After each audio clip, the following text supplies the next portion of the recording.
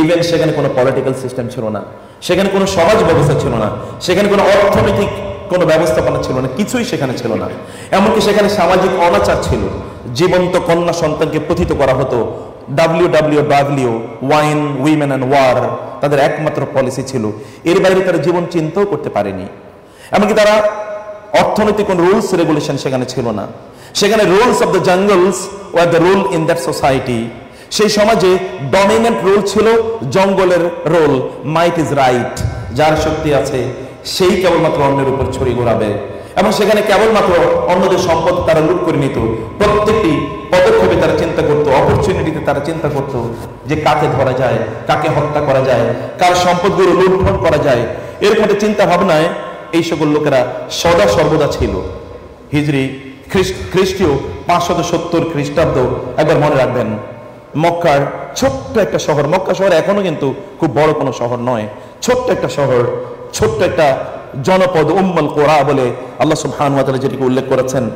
এইরকম একটি জনপদে একজন মহা শিশুর, মানব শিশুর মধ্যে মহান শিশুর জন্ম হয় 570 খ্রিস্টাব্দ, যখন ওই অঞ্চলে সভ্যতার কোনো আলো নাই। সেখানে এমন একটা সময় তিনি সেখানে জন্মগ্রহণ করেন। কিন্তু এই মক্কা, যদিও এর আগে এখানে one of the greatest prophet Ibrahim আলাইহিস সালাতু ওয়াস সালাম এখানে এসেছিলেন, এবং যখন তিনি তার স্ত্রী এবং তার সন্তানকে এখানে রেখে যান, তখন তিনি বলেন দুহাত তুলে আল্লাহর কাছে, রব্বানা ইন্নী আসকানতু মিন যুররিয়াতি বিওয়াদিন গায়রি জি জারইন ইনদা বাইতিকাল মুহাররাম রব্বানা লিয়ুকিমুস সালাহ। ইব্রাহিম তার সন্তানকে যখন এখানে রেখে যান, তার স্ত্রীকে যখন এখানে রেখে যান, তখন একটা দুধু মরুভূমি ছাড়া কিছুই নয়। কেবল পাথুরে কিছু পাহাড় আছে, লাভা আছে। এখানে ভয়াবহ স্কর্চিং সান, অর্থাৎ সূর্যের এত তেজস্ক্রিয়া এখানে পড়ে, যেখানে মানুষ বসবাস করার মতো কোনো অবস্থা নেই। কোনো গাছগাছালি এখানে উৎপাদন হওয়ার মতো মাটিই নেই। এখানে কোনো পানির অস্তিত্ব নাই, আশপাশে কোনো মানুষ নাই। এরকম একটা জায়গায় তিনি তার সন্তানকে রেখে যান, তার স্ত্রীকে রেখে যান। কিছুদিন পর তার সন্তান যখন বড় হয়, সেই সন্তানকে নিয়ে তিনি সেখানে বাইতুল্লাহ নির্মাণ করেন আল্লাহর নির্দেশে। ওয়াইদ ইয়ারফাউ ইব্রাহিমুল কওয়াইদ মিনাল বাইত ওয়া ইসমাঈল রব্বানা তাকাব্বাল মিন্না ইন্নাকা আনতাস সামিউল আলিম। তিনি এটা নির্মাণ করে গিয়েছেন 1000 বছর আগে। কিন্তু তারপরে তিনি যে তাওহীদের বীজ এখানে বপন করে গিয়েছিলেন, তারই পরবর্তী অধস্তন বংশধরেরা অর্থাৎ কোরাইশরা এটাকে নির্বিশেষে তারা ভুলে যায়। বরং যে বাইতুল্লাহ তাওহীদের জন্য নির্মাণ করা হয়েছিল, সেখানে তারা 360টি মূর্তি তারা স্থাপন করে, আপনি জানেন। এবং এই মূর্তিকে কেন্দ্র করে তারা সেখানে বিভিন্ন ধরনের মেলা তারা আয়োজন করত। এগুলোকে কেন্দ্র করে তারা সেখানে বছরে মিলিত হতো, অথবা তাদের যদি পিলগ্রিমেজের কথা বলি, তীর্থস্থান, তাহলে এই উপাস্যগুলোকে কেন্দ্র করে, এই আইডলস গুলোকে কেন্দ্র করে, তাদের সেই গডস অ্যান্ড গডেসেস ইত্যাদিকে কেন্দ্র করে তারা সেখানে একত্রিত হতো। সেখানে ছিল তাদের চারিত্রিক অনাচার, সেখানে ছিল ব্যাপক পরিমাণে। এবং সেখানে উল্লেখ করার মতো অল্প কয়েকটি গুণ ছাড়া খুব বড় কোনো গুণ এই সকল ব্যক্তিদের ছিল না।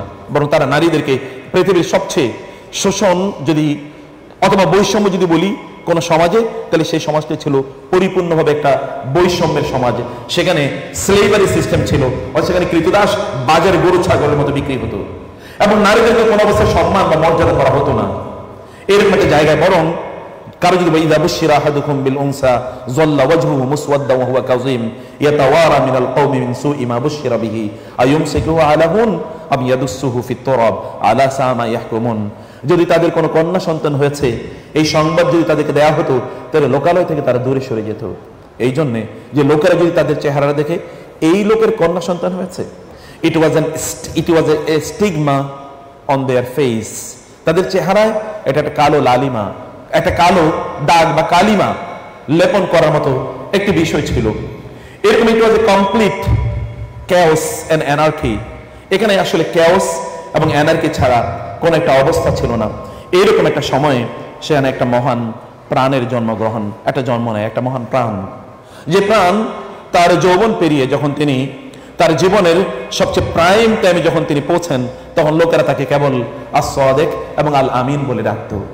এই সমাজে যত অনাচার আছে, এখানে যদি চারিত্রিক স্খলন যা কিছু আছে, অর্থনৈতিক দেউলিয়াপনা অথবা সামাজিক দুর্বৃত্তপনা অথবা রাজনৈতিক অস্থিরতা অথবা কোনো গভর্নেন্স সিস্টেমের lack of any governance system, এগুলো কোনো কিছু অভাব তাকে স্পর্শ করেনি।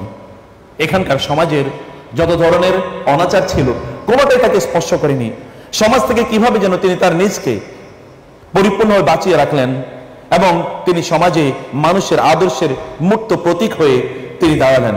লোকেরা তার উপর আস্থা রাখলো, লোকেরা তাকে বিশ্বাস করা শুরু করলো। ছোটবেলায় তিনি তার বাবাকে হারিয়েছেন before his birth. When he was 5 or 6, he lost his mother. When he was only 8, he lost his grandfather also. Without any shelter, he was being brought up by his uncle.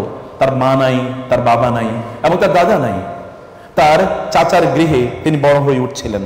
চাচার স্ত্রী, তার নাম ছিল ফাতেমা বিনতে আসাদ। ফাতেমা বিনতে আসাদ তার সন্তানদের চেয়ে তিনি তাকে ভালোবাসতেন। ছোট্ট বালক, তার বয়স এখনো 8-9 পেরোয়নি, কিন্তু তার আপন সন্তানদের চেয়ে তিনি তাকে ভালোবাসেন।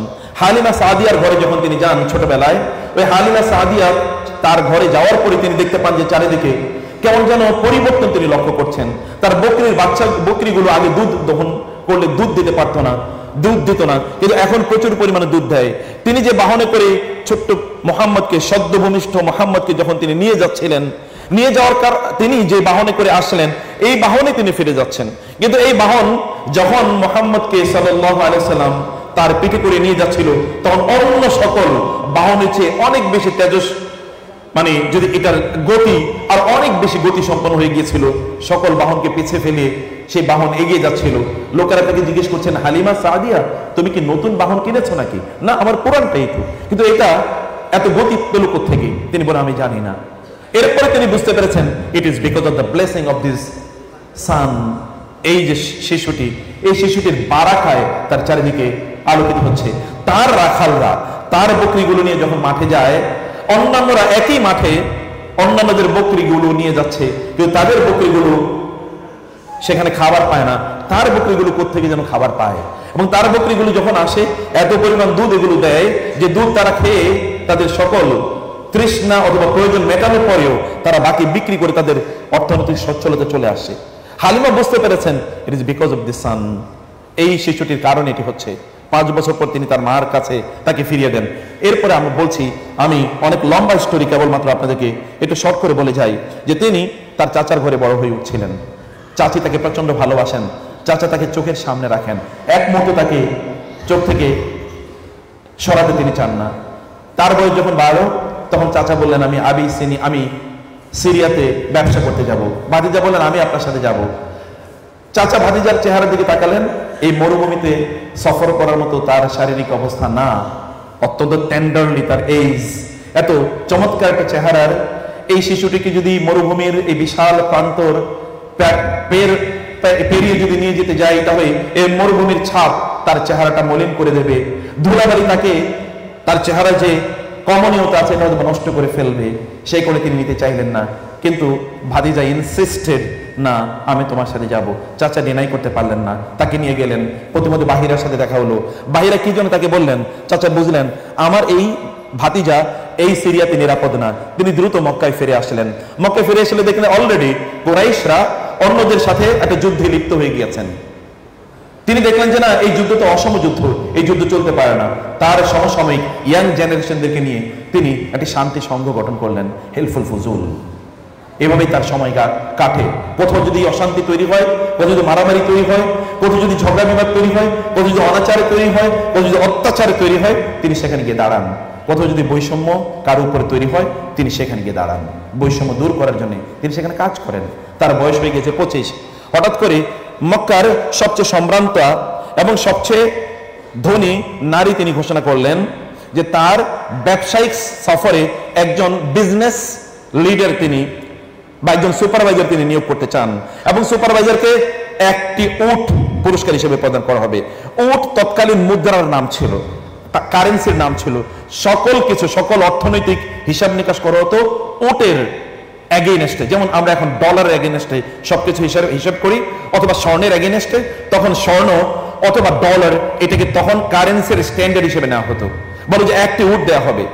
দৌড়ে আসলেন আবু তালেব ভাতিজার কাছে, ভাতিজা তোমার তো বয়স হয়ে গেছে, তোমার এখন অনেক কিছু করতে হবে, তুমি বিজনেসটা তোমাকে শিখতে হবে, কারণ মক্কার লোকেরা ব্যবসা করে তারা থাকে। তাহলে কি করতে হবে চাচা? তোমাকে মক্কার সবচেয়ে সম্ভ্রান্ত নারী, তিনি তার বিজনেস ক্যারাভেনের জন্য, বিজনেস ডেলিগেটের জন্য একজন সুপারভাইজার নিয়োগ করবেন। তুমি যদি রাজি থাকো, I want to propose your name to her. তোমার নামটা আমি তার কাছে প্রপোজ করতে চাই, চাচা আপনি রাজি হলে আমার কোনো আপত্তি নাই। তিনি গিয়ে বললেন খাদিজাকে, খাদিজা আমি আপনার বিজনেস ক্যারাভানের লিডার অথবা সুপারভাইজার হিসেবে একজনের নাম প্রস্তাব করতে এসেছি। আপনি যদি কারো নাম প্রস্তাব করেন তাহলে এতটুকু আমার জন্য যথেষ্ট, কারণ you are the leader of Meccan society. আপনি তো মক্কার নেতা, আপনি কারো নাম বললে হবে না। আমি কার নাম বলতে চাই শুনবেন না, আপনি বললে হবে, কারো নাম আমার জানার প্রয়োজন নাই। না আমি মোহাম্মদের নাম প্রস্তাব করছি। মোহাম্মদ, তার কোনো কথাই নাই, তার চেয়ে উত্তম কোনো যুবক এখানে হতেই পারে না। ঠিক আছে আমি রাজি, কিন্তু আমার তো আপনার প্রস্তাবে আমার একটু আপত্তি আছে। কি?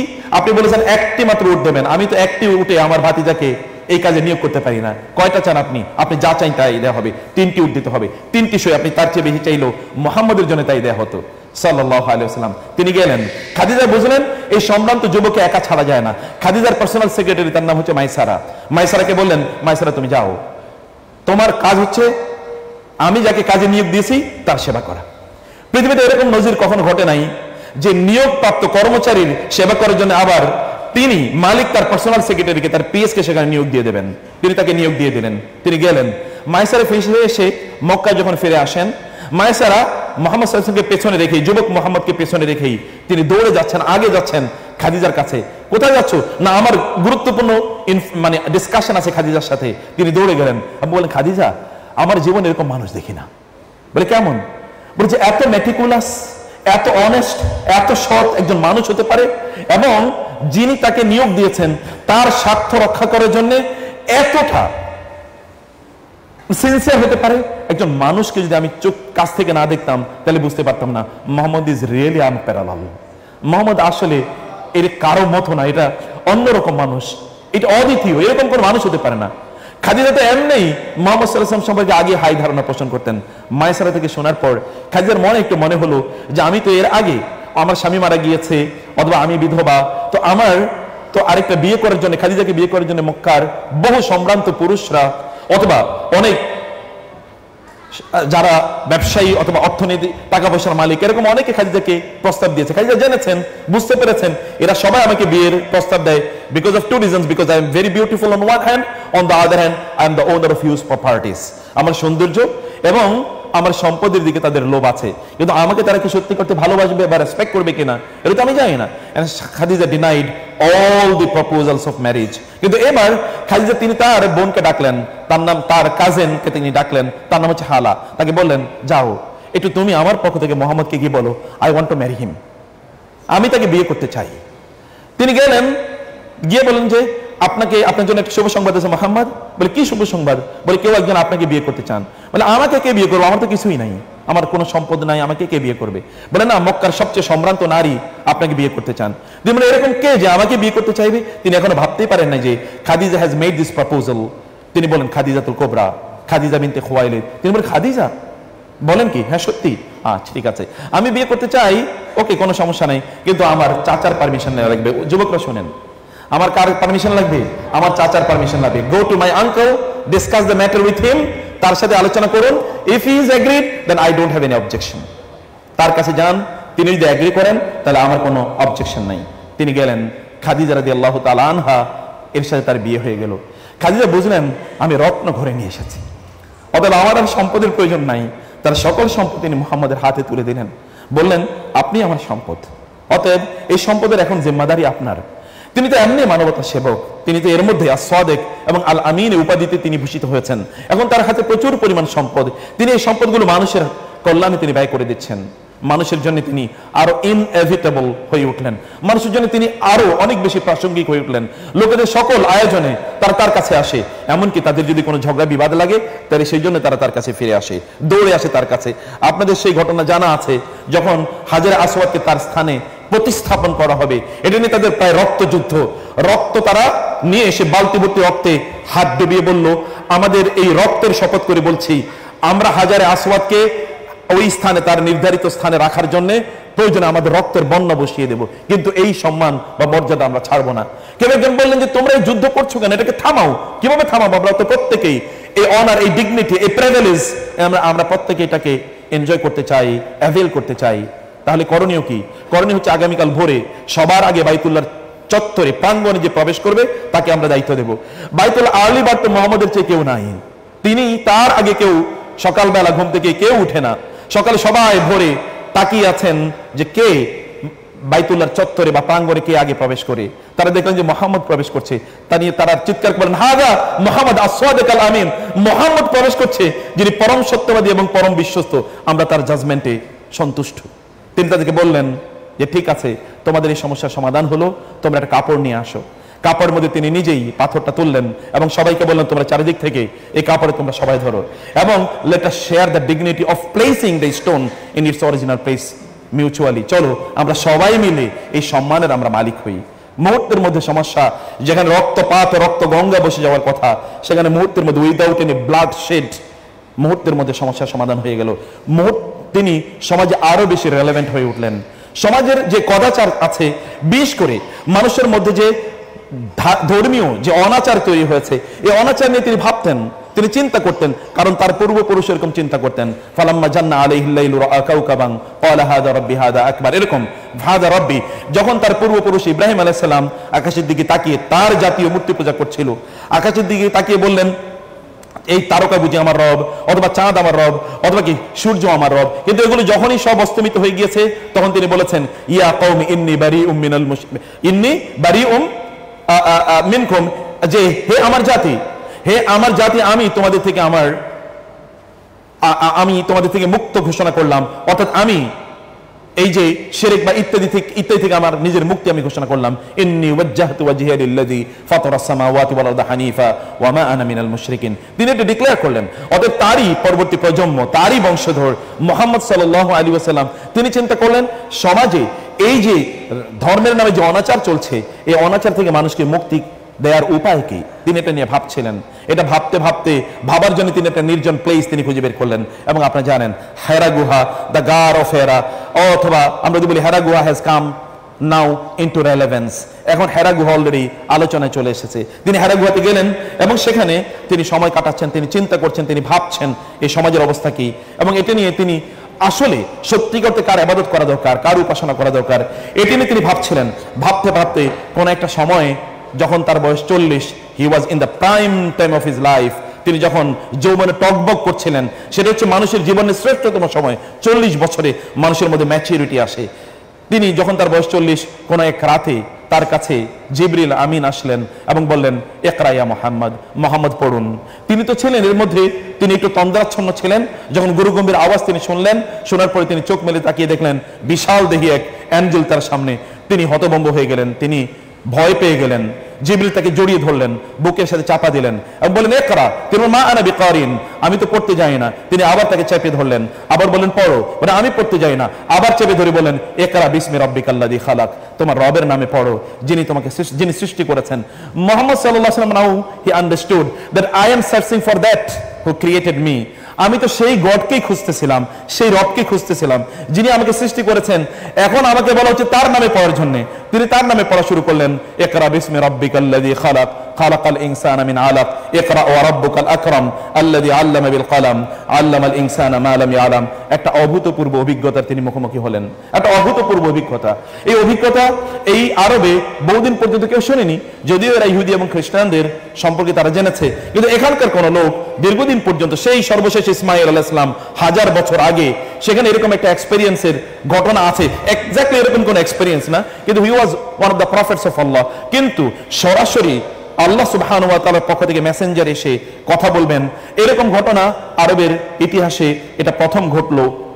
রাসূলুল্লাহ সাল্লাল্লাহু আলাইহি ওয়াসাল্লাম তিনি এখান থেকে বের হয়ে আসলেন এবং তার স্ত্রী ওই যে খাদিজাতুল কুবরা, এর কাছে তিনি দৌড়ে আসলেন এবং দৌড়ে এসে তিনি তাকে বললেন যে, আমি কি পাগল হয়ে গেলাম, অথবা আমাকে কি ভূতে ধরেছে কিনা? তিনি বললেন, কেন, কি হয়েছে? তিনি বলেন, এরকম ঘটনা ঘটেছে। তার স্ত্রী তাকে সান্ত্বনা দিলেন এবং বললেন, কাল্লা ওয়াল্লাহি লা ইউখজিকাল্লাহু আবাদা, কখনোই নয়, আপনার রব আপনাকে কখনোই অপমানিত করতে পারেন না, লাঞ্ছিত করতে পারেন না। আপনি না আল আমিন, আপনি না সাদিক, আপনি তো পরম সত্যবাদী, আপনি না পরম বিশ্বস্ত, আপনি না মানুষের সাহায্যে এগিয়ে আসেন, আপনি মানুষের দরিদ্র লোকদের সাহায্যে আপনি যান, আপনি না মিসকিন, অথবা যারা আল আরমিলা অর্থাৎ যারা বিধবা, অথবা যারা অসহায়, অথবা যারা ইয়াতীম, অথবা যারা অস্ত্রহীন, মানে বস্ত্রহীন আছে, খাদ্যহীন আছে, আপনি তাদের সাহায্যে এগিয়ে যান। এরকম একজন ব্যক্তিকে আল্লাহ তাআলা অপমানিত করতে পারেন না, আপনি অপমানিত হবেন না। তার স্ত্রী প্রথম তাকে বললেন, আশহাদু আন্নাকা রাসূলুল্লাহ, আমি সাক্ষ্য দিচ্ছি আপনি আল্লাহ সুবহানাহু ওয়া তাআলার রাসূল। তার নবুয়তের জীবন শুরু হলো। তিনি শুয়ে আছেন, আল্লাহ তাআলা বললেন, ইয়া আইয়ুহাল মুদ্দাসসির কুম ফাআনজির ওয়া রাব্বাকা ফাকাব্বির ওয়া সিয়াবাকা ফাতাহির ওয়ার রুজ্জা ফাজুর ওয়া লা তামনুন তাস্তাকসির ওয়া লিরাব্বিকা ফাসবির ফাইযা নুকিরা ফিন নাকুর ফাযালিকা ইয়াউমিদিন ইয়াউমুন আসির আলাল কাফিরিনা গায়রু ইয়াসির। কিন্তু বলেন ইয়া আইয়ুহাল মুদ্দাসসির, হে কম্বল দিয়ে নিজে শুয়ে আছেন কেন? কোন দাঁড়ান, ফাআনজির, আপনি মানুষকে সতর্ক করুন, ওয়া রাব্বাকা ফাকাব্বির, এবং আপনি আপনার রবের তাকবীর ঘোষণা করুন। তাকবীর হবে কার জন্য? আল্লাহর জন্য। লিল্লাহি তাকবীর, আল্লাহ সুবহানাহু ওয়া তাআলা তাকবীর হবে। আল্লাহ সুবহানাহু ওয়া তাআলা তাকবীর আপনি ঘোষণা করুন। আল্লাহ সুবহানাহু ওয়া তাআলা তার রাসূলকে জানিয়ে দিলেন এবং তার রাসূলকে তিনি নির্দেশনা প্রদান করলেন, আপনি মানুষকে দিনের প্রতি আহ্বান করুন। তিনি আহ্বান করা শুরু করলেন এবং আহ্বানের প্রথমে সাড়া দিল পৃথিবীর ইতিহাসে এটা কেবলমাত্র প্রথমেই ঘটেছে। তার সবচেয়ে বেশি নিকটজন যারা তার ডাকে সবার প্রথমে সাড়া দিয়েছে। আমরা নূহ আলাইহিস সালামের ঘটনা জানি এবং লূত আলাইহিস সালামের ঘটনা জানি। তার নিকটজনরা তার অর্থাৎ তার স্ত্রী, তাদের স্ত্রীরা তাদের বিরোধিতা করেছে। নূহ আলাইহিস সালামের ছেলেই তো তার বিরোধী ছিল এবং তার স্ত্রী কানাত মিনাল গাবিরিন। আল্লাহ সুবহানাহু ওয়া তাআলা বলেছেন যে তিনি ছিলেন ওই পশ্চাৎপদ ব্যক্তিদের অন্তর্ভুক্ত। এরকম অনেক ঘটনা ঘটেছে, কিন্তু মানবতার ইতিহাসে এটাই প্রথম ঘটলো যে সবচেয়ে নিকটজন এর মধ্যে একজন বাদ নাই যারা তার প্রতি ঈমান আনে নাই। তারা ঈমান আনলেন খাদিজা, ঈমান আনলেন তার ঘরে বড় হয়ে উঠছে আলী ইবনে আবি তালেব, ঈমান আনলেন আবু বকর as-সিদ্দিক এবং অন্যান্যরা তার প্রতি ঈমান আনলেন। তার কাজের তার ভৃত্য বা তার কৃতদাস নামে যায়েদ ইবনে হারেসা নামে পরিচিত, তিনি ঈমান আনলেন। অন্যান্য এরকম লোকেরা তার প্রতি মুহাম্মদুর রাসূলুল্লাহ সাল্লাল্লাহু আলাইহি ওয়াসাল্লাম এর প্রতি ঈমান আনলো। 4 বছর এইভাবে অতিক্রান্ত হচ্ছে। তিনি দাওয়াত দিচ্ছেন, লোকেরা ঈমান আনছে। দাওয়াত দেওয়ার জন্য তিনি কিছু স্ট্র্যাটেজি নিয়েছেন। তিনি লোকদেরকে তার ঘরে ডাকলেন এবং তাদেরকে খাওয়ালেন, কখনো কখনো নৈশভোজ, কখনো কখনো দুপুরের খাবার খাইয়ে তারপরে তিনি তাদেরকে বললেন, আমি আল্লাহর পক্ষ থেকে রাসূল হিসেবে প্রেরিত হয়েছি। কখনো কখনো তারা মনোযোগ দিয়ে শুনেছেন, কখনো কখনো তারা ব্লেম দিয়ে সেখান থেকে চলে গিয়েছেন। সাফা পাহাড়ের পাদদেশে দাঁড়িয়ে তিনি তাদেরকে বলেন, হে লোকেরা, আমি তোমাদেরকে একটি ইয়া মাশারা কুরাইশ, আরবরা এটা বলতো এখন মাইকে ঘোষণা দেওয়ার মতো, ইয়া মাশারা কুরাইশ, ও কুরাইশ কমিউনিটি। যখন তিনি এটা বলেছেন, কুরাইশরা হুড়মুড় করে, ছোট্ট একটা শহর তো, এই হুড়মুড় করে তারা সবাই একত্রিত হলো এবং বললেন, আমি তোমাদেরকে একটি সতর্কবাণী করার জন্য এখানে ডেকেছি। কি সতর্কবাণী? আমি যা বলি তোমরা কি বিশ্বাস করবে? কেন বিশ্বাস করবো না? আমাদের জীবনে আপনাকে কোনোদিন মিথ্যা কথা বলতে শুনি নাই, অত বিশ্বাস তো করবোই। আমি যদি তোমাদেরকে বলি এই পাহাড়ের অপর প্রান্তে একদল সৈন্য আছে তোমাদেরকে আক্রমণ করার জন্য, তোমরা কি বিশ্বাস করবে? কেন বিশ্বাস করবো না? আপনি যা বলেন সত্যই বলেন, আমরা বিশ্বাস করব। আমি তোমাদেরকে তার চেয়ে ভয়াবহ জিনিস সম্পর্কে সতর্ক করছি, তা হলো তোমরা যদি আল্লাহর প্রতি বিশ্বাস না করো তাহলে জাহান্নামের ভয়াবহ শত্রু যেটি তোমাদের, সেই শত্রু তোমাদেরকে আক্রমণ করবে। তোমাদেরকে জাহান্নামের ভয় আমি তোমাদেরকে দেখাচ্ছি। আবু লাহাব সেখানে হাত তুলে বলল, তুব্বান লাকা ইয়া মুহাম্মদ, মুহাম্মদ তোমার ধ্বংস হোক, তুমি কি আমাদেরকে এই জন্য ডেকেছো? সাথে সাথে কোরআনের সূরা নাজিল হয়ে গেল, তাব্বাত ইয়াদা আবি লাহাব ওয়া তাব্বা। আবু লাহাব তার দুহাত উঁচিয়ে যখন আপনাকে বলেছে যে আপনার হাত ধ্বংস হোক, তখনই ঘোষণা করে দিলাম ওর দুহাত ধ্বংস হবে। ইন্টারেস্টিংলি বদরের যুদ্ধের পর আবু লাহাবের হার্ট অ্যাটাক হয় অথবা তার ব্রেন হ্যামারেজ হয়। হ্যামারেজ হওয়ার কারণে তার গোটা শরীর অবশ হয়ে যায় এবং তার হাতগুলো সত্যি, তার হাত এবং শরীরের অন্যান্য পতঙ্গগুলো এগুলো সব পচন ধরে, কোনোটাই আর এগুলো সে উঠাতে পারে নাই। আল্লাহ সুবহানাহু ওয়া তাআলা বলেছেন এই ঘটনা, আল্লাহ সুবহানাহু ওয়া তাআলা বলেছেন হয়তো 12 বছর আগে বা 13 বছর আগে, 12-13 বছর পরে সত্যিকার অর্থে এটি ঘটেছে। রাসূল সাল্লাল্লাহু আলাইহি ওয়াসাল্লাম দাওয়াত দিলেন, প্রথম 4 বছর নির্জনে নিভৃতে, কোনো আওয়াজ নাই। লোকেরা মনে করছে এটা পাগলামি, মুহাম্মদ একটা নতুন কিছু দেখাতে চায়, হতে পারে এরকম কোনো কিছুই, নতুন কোনো কিছু না। কিন্তু যখন তারা দেখলো যে even the people from the ranks and files, অর্থাৎ তাদের নিকট আত্মীয়রা তারা ইসলাম গ্রহণ করছে, মুসলমানদের সংখ্যা বেড়ে যাচ্ছে, তখন তাদের মধ্যে দুটো টেনশন দেখা দিল, এটা গোটা পৃথিবী জুড়ে। একটা হচ্ছে যে তাদের অর্থনৈতিক টেনশন দেখা দিল, যে আমরা চুরি চামারি ডাকাতি করছি, ব্যাংক লুট করছি, ইত্তকার করছি, অতএব এগুলো তো এখন সব কি মুহাম্মাদের কারণে, যদি তার কথা আমরা মানি, তিনি তো সৎ মানুষ, তিনি তো দিনদার মানুষ, তিনি তো আল্লাহ তিনি তো দুর্নীতি বিরোধী মানুষ, অতএব তিনি যদি এখানকার তার কথা যদি এখানে সত্যে পরিণত হয়, লোকেরা যদি তার সব ফলোয়ার হয়ে যায়, তাহলে তো কয়েকদিন পরে তিনি কি রাষ্ট্র পরিচালনা করবেন, এই সমাজ পরিচালনা করবেন। তাইলে আমাদের যে ফাইন্যান্সিয়াল প্রিভিলেজ যেটা ছিল, অর্থাৎ আমরা অর্থনীতির এখানকার মূল লোক, এখান থেকে আমরা বঞ্চিত হব। আর 2 নম্বর হচ্ছে রাজনৈতিক লিডারশিপ। তিনি যদি এরকম অনেক সংখ্যা যদি তার হয়ে যায়, কয়েকদিন পরে তারা হয়তো স্লোগান দেবে, আমরা মুহাম্মদকে সাল্লাল্লাহু আলাইহি ওয়াসাল্লাম আমাদের কি নেতা হিসেবে চাই, তাহলে তো আমাদের নেতৃত্ব চলে যাবে। দুটো ইস্যু ছিল সেখানে, political as well as economic. আজকের পৃথিবীতে, গোটা পৃথিবীতে একই সমস্যা। আপনি যদি দিনের কথা বলেন, আপনি যদি শরিয়ার কথা বলেন, তাহলে দেখবেন একদল লোক এটা নিয়ে তারা চিৎকার চেঁচামেচি করে, এবং যারা চিৎকার চেঁচামেচি করে এর এই দুই পক্ষ, either they are politically benefited or they are economically benefited. এই দুটো গ্রুপই গোটা পৃথিবী জুড়ে, এই দুটো এস্টাবলিশমেন্ট গোটা পৃথিবী জুড়ে দ্বীনের অথবা ইসলামের তারা বিরোধিতা করেছে। এরা বিরোধিতা করলো রাসূলুল্লাহ সাল্লাল্লাহু আলাইহি ওয়াসাল্লামের উপর তারা তো জুলুম অত্যাচার চালাতে পারে নাই, কারণ তিনি মক্কার সবচেয়ে সম্ভ্রান্ত মানুষ এবং সবচেয়ে সম্ভ্রান্ত পরিবারের তিনি সদস্য। তাকে আঘাত করলে কুরাইশরা এমনিতে তাকে ছেড়ে দেবে না, বিশেষ করে বনু হাশেম, বিশেষ করে বনু আব্দুল মুত্তালিব কোন অবস্থায় ছেড়ে দেবে না। অতএব দুর্বল মুসলিমরা যারা ইসলাম গ্রহণ করেছে, বেলাল ইবনে আবি রাবাহ আল হাবাশি অথবা অন্যান্যরা, এরা যারা ইসলাম গ্রহণ করেছে তাদের উপর তারা জুলুম অত্যাচার করা শুরু করে দিল। রাসূলুল্লাহ সাল্লাল্লাহু আলাইহি ওয়াসাল্লাম দেখলেন এই জুলুম অত্যাচার থেকে বাঁচাতে হলে, আমার এই দুর্বল সাহাবীদেরকে সাথীদেরকে বাঁচাতে হলে কোনো একটা জায়গা তাদের জন্য একটা সেফ রিসোর্ট লাগবে। তিনি তাদেরকে পাঠিয়ে দিলেন হাবাসায়, আবিসিনিয়ায়, ইথিওপিয়া, মডার্ন ডে ইথিওপিয়ায় তিনি তাদেরকে পাঠিয়ে দিলেন। কিন্তু ইথিওপিয়া পাঠানোর পরেও সেখানে তারা শান্তিতে ছিলেন না, কারণ সেখানে আব্দুল্লাহ ইবনে আবি রাবিআ এবং আমর ইবনে আল আসের নেতৃত্বে কুরাইশরা একদল লোক ডেলিগেট পাঠালো, তাদের সবচেয়ে চৌকস ডিপ্লোমেটকে তারা পাঠালো যেন মুসলমানদেরকে ওইখান থেকে এক্সপেডাইট করা যায়, ওইখান থেকে তাদের যেন নিয়ে আসা যায়। তারা সেখানে গেল, আবিসিনিয়ার তৎকালীন সম্রাট তার নাম ছিল নাজ্জাশী, নাজ্জাশীর কাছে গিয়ে তারা বলল আমাদের দেশ থেকে একদল যুবক তারা পালিয়ে এসেছে, আসহাবে কাহাফের মতো তারা পালিয়ে এসেছে। এরা না বুঝে তাদের বাপদাদাদের ধর্ম তারা ত্যাগ করেছে এবং তারা পালিয়ে এসেছে, তাদের বাবা মা খুবই কান্নাকাটি করে, আমরা তাদের পক্ষ থেকে এদেরকে দেশে ফিরিয়ে নিয়ে যাওয়ার জন্য এসেছি। নাজ্জাশী চিন্তা করেন এদের লোকেরা ফিরিয়ে নিয়ে যাবে, তাতে আমার কি? নাজ্জাশী বলেন আচ্ছা ঠিক আছে ফিরিয়ে নিয়ে যাও। এটা শুনলেন জাফর ইবনে আবি তালেব রাদিয়াল্লাহু তাআলা আনহু, রাসূল সাল্লাল্লাহু আলাইহি ওয়াসাল্লামের চাচাতো ভাই এবং আলী রাদিয়াল্লাহু তাআলা আনহুর ভাই জাফর ইবনে আবি তালেব, তিনি এই কথা শুনলেন। শোনার পর তিনি গেলেন নাজ্জাশীর সাথে সাক্ষাৎ করার জন্য। বললেন না, আমাদের সাথে অন্যায় আচরণ করা হচ্ছে। কিভাবে? যে আমরা আপনার দেশে আশ্রয় নিতে এসেছি, আপনি তো আমাদেরকে এভাবে পাঠিয়ে দিতে পারেন না। বলে হয়েছে কি? বলে যে হয়েছে এরকম যে আমরা এখানে আশ্রয় নিয়েছি, ওরা আমাদের উপর জুলুম অত্যাচার করতো, এই কারণে আমরা এখানে পালিয়ে এসেছি, এখন আপনি যদি আমাদেরকে ফেরত পাঠান তাহলে তো ওরা আমাদেরকে হত্যা করবে। বলে তাই নাকি? তাহলে ঠিক আছে, ওদেরকে ডাকো, তোমরাও কালকে আসো। আগামীকাল পরের দিন তারা সবাই একত্রিত হলো।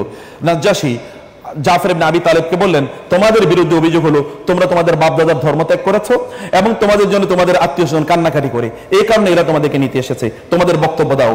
তিনি বললেন আইয়ুহাল মালিক কুন্না কওমান আহলি জাহিলিয়াতিন, হে সম্রাট, আমরা ছিলাম জাহিলি যুগে, অজ্ঞতার যুগে বসবাস করছিলাম। আমরা নাবুদুল আসনাম, আমরা মূর্তি পূজা করতাম, ওয়ানাকুলুল মাইতা, আমরা মৃত প্রাণীর গোশত ভক্ষণ করতাম, ওয়ানাতিল ফাওয়াহিশ, আমরা অশ্লীল কাজ করতাম, চারিত্রিক হীন কাজ আমরা করতাম, ওয়ানাক্তাউল আরহাম, আত্মীয়তার সম্পর্ক নষ্ট করতাম, ওয়ানুসিউল জিওয়ার, আমরা প্রতিবেশীর সাথে খারাপ আচরণ করতাম, ওয়ায়াকুলুল কাওয়্যু মিন্নাদ দাঈফ, আমাদের মধ্যকার শক্তিশালীরা দুর্বলদের উপর জুলুম অত্যাচার করত। ফাকুন্না আলা যালিকা, আমরা এই অবস্থায় ছিলাম, হাত্তা বাসাল্লাহু ইলাইনা রাসূলান মিন্না, আনটিল আল্লাহ সুবহানাহু ওয়া তাআলা sent a Messenger from ourselves, আমাদের মধ্যকার একজনকে আমাদের মধ্যে তিনি নবী হিসেবে পাঠালেন। নারিফু নাসাবাহু ওয়া সিদকাহু, আমরা তার বংশ জানি, তিনি আরবের সবচেয়ে শ্রেষ্ঠ বংশের মানুষ, তিনি ওয়াসিদকাহু, এবং তিনি আরবের সবচেয়ে সত্যবাদী মানুষ, এবং ওয়া আমানাতু, তিনি সবচেয়ে আমানতদার বিশ্বস্ত, ওয়া আইফাফাহু, এবং তিনি সবচেয়ে চরিত্রবান মানুষ আরবের মধ্যে।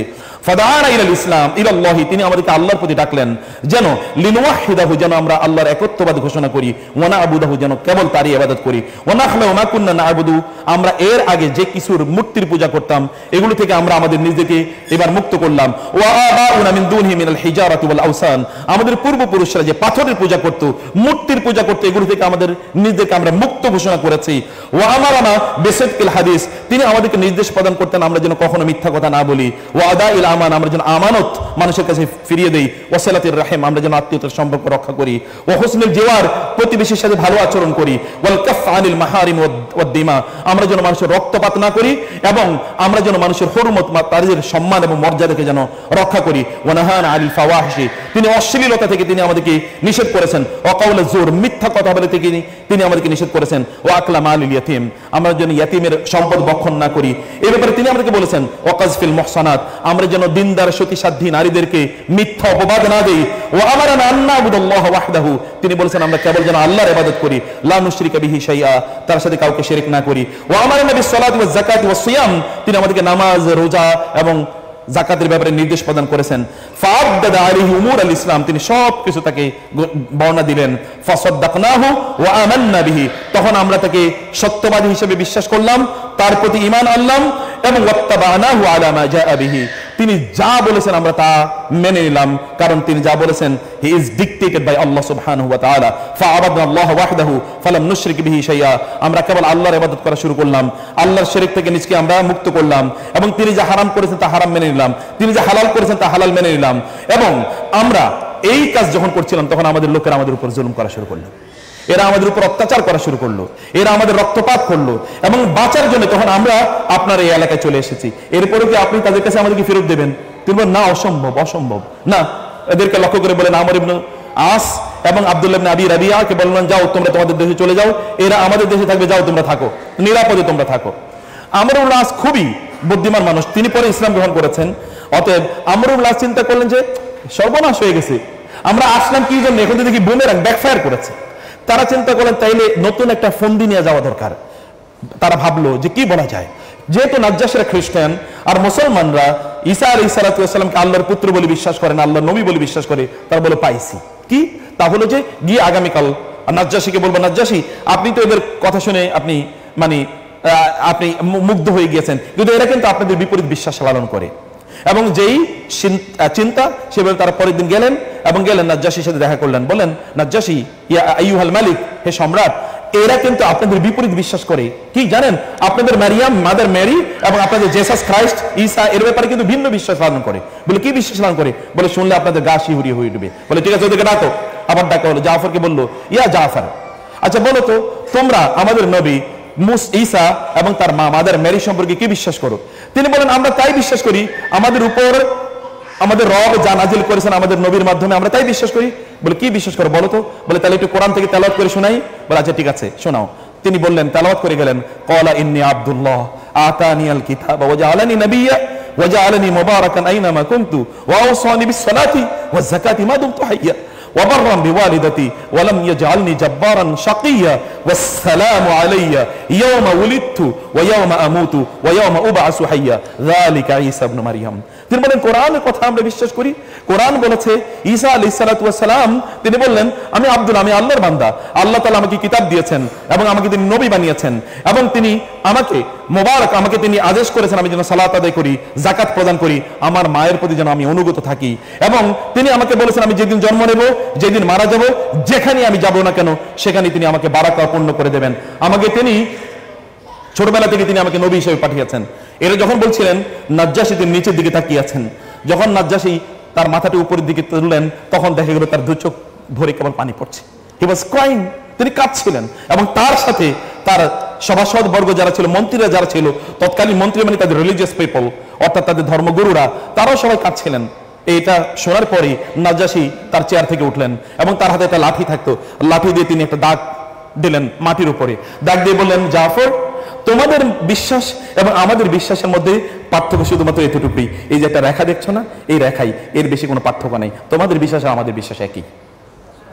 আমরা বলে আজকে লক্ষ্য করেন আমর যাও, এবং জাফরকে বললেন তোমরা এখানে রাজার আলোতে থাকবে। তিনি তার লোকদেরকে লক্ষ্য করে বলেন খবরদার, এরা আমাদের এখানকার মেহমান, এদের যেন কোনো ক্ষতি না হয়, এদের যেন কোনো অসম্মান না হয়, এদের যেন কোনো জিনিসের শর্টকামিং তৈরি না হয়, we will provide everything to them. আমরা তোমাদেরকে নিরাপত্তা দিলাম, তোমাদের যদি কোনো সংকট থাকে আমাকে বলবে, আমরা তোমাদের সংকটগুলো দূর করবো। আমরা আজ দেখলেন যে এটা তো ব্যাকফায়ার করছে, সর্বনাশ হয়ে গেছে। এখানে আমাদের ব্যবসা ছিল, আমরা এসছি, আমাদের উজ্জ্বল চেহারা বা উজ্জ্বল মুখ, আমাদের সম্মান মর্যাদা এগুলো সব ভুলণ্ডিত হয়ে গেছে। তারা ভয়াবহভাবে তারা বিক্ষুব্ধ ফিরে গেল। আবু সুফিয়ান সহ সিদ্ধান্ত নিল করণীয় কি, মুসলমানদের উপর জুলুম এবং অত্যাচার এটা মাত্রা আরো অনেক অনেক বেড়ে গেল। এত বেড়ে গেল যে রাসূলুল্লাহ সাল্লাল্লাহু আলাইহি ওয়াসাল্লাম সাহাবায়ে কেরামদের অনেককে তার জামাতা ওসমান রাদিয়াল্লাহু তাআলা সহ এদেরকে তিনি পাঠিয়ে দিলেন আবিসিনিয়াতে। এমনকি আবু বকর রাদিয়াল্লাহু তাআলা আনহু who was very much inevitable for the society, সমাজে আবু বকরের মতো ব্যক্তির থাকা প্রচন্ড জরুরি ছিল। সে আবু বকর পর্যন্ত মানুষের অত্যাচার থেকে বাঁচতে পারেন নাই। তিনি যাচ্ছিলেন হিজরত করে আবিসিনিয়ার দিকে, ইবনু দাগিনার সাথে দেখা হলো। ইবনু দাগিনা বললেন আবু বকর আইনা তাযহাব, কোথায় যান? তিনি বললেন আমি তোমার জাতির অত্যাচার এখানে থাকতে পারছি না, আমি চলে যাচ্ছি, অন্য দেশে চলে যাচ্ছি। তিনি বলেন মিসলুকা লা ইয়াখরুজু ওয়া লা ইউখরাজ, আবু বকর আপনার মতো মানুষ এই এলাকা থেকে যেতে পারে না, আপনি যে সমাজে থাকবেন ওই সমাজে তো ধ্বংস হয়ে যাবে, অত আপনাকে থাকতে হবে। বলে তোমার জাতি তোমাকে থাকতে দিচ্ছে না, আমি আপনাকে নিরাপত্তা প্রদান করলাম, চলেন আমার সাথে মক্কায়। তিনি মক্কায় নিয়ে আসলেন। আরবের মক্কার সম্ভ্রান্ত লোকেরা, নেতৃস্থানীয় লোকেরা বলল এই আবু বকরকে তো আমরা তাড়িয়ে দিয়েছি, কে তাকে নিয়ে আসলো? ওই যে ইবনুদ দাগিনা বলল আমি নিয়ে এসেছি আমি, কারণ ইবনুদ দাগিনা বিশাল বড় একটা বেদুইন ট্রাইবের সে প্রধান চিফটেইন। তিনি যদি বলেন যে আমি কাকে নিরাপত্তা দিয়েছি, আরব এর আর কারো এই মানে সাহস নাই যে এটাকে ডিনাই করবে। ঠিক আছে ইবনুদ দাগিনা, আপনি যেহেতু আবু বকরকে নিরাপত্তা দিয়েছেন আমাদের কোনো আপত্তি নাই, কিন্তু একটা শর্ত আছে, তা হলো আবু বকর যেন মানুষের কাছে দাঁড়িয়ে দাঁড়িয়ে গিয়ে যেন কোরআন তেলাওয়াত করে মানুষকে যেন দাওয়াত না দেয়। ঠিক আছে, তিনি আবু বকরকে বলেন আবু বকর আপনি এটা রাজি হয়ে যান। আবু বকর বলেন ঠিক আছে আমি রাজি হয়ে গেলাম। আবু বকর রাদিয়াল্লাহু তাআলা চিন্তা করলেন এখন তো আমি তাহলে দাওয়াত দিতে পারছি না। তিনি এবার তার ঘরের সামনে একটা ছোট মাচার মতো তৈরি করলেন তার ঘরের সামনে। এই মাচায় তিনি বসে থাকেন, জোরে জোরে কোরআন তেলাওয়াত করেন, নামাজ পড়েন। আগে কষ্ট করে তিনি মানুষের কাছে যেতেন কোরআন তেলাওয়াত শোনানোর জন্য, এখন সব লোকেরা ঝাঁক ধরে আবু বকরের কাছে আসে। এখন এখানে এসে বৃদ্ধরা বসে থাকে, শিশুরা বসে থাকে, নারীরা বসে থাকে, যুবকরা বসে থাকে। কিছুক্ষণ পর পর একজন বলে আল্লাহু আকবার আমি মুসলমান হয়ে গেলাম। আবু বকর রাদিয়াল্লাহু তাআলা দেখলেন আমার তো ভালো সময় যাচ্ছে, ওরা চিন্তা করলো এটা সর্বনাশ করে ফেলছি। আগে তার তো সময় যেত বিভিন্ন লোকের কাছে যেতে, এখন লোকেরা তার কাছে আসে মৌমাছির আপনার চাকের মতো। অতএব এটি তো আরো বড় সমস্যা হয়ে যাচ্ছে। আবু বকর রাদিয়াল্লাহু তাআলা আনহুকে তারা এটা বাধা দেওয়া শুরু করলো।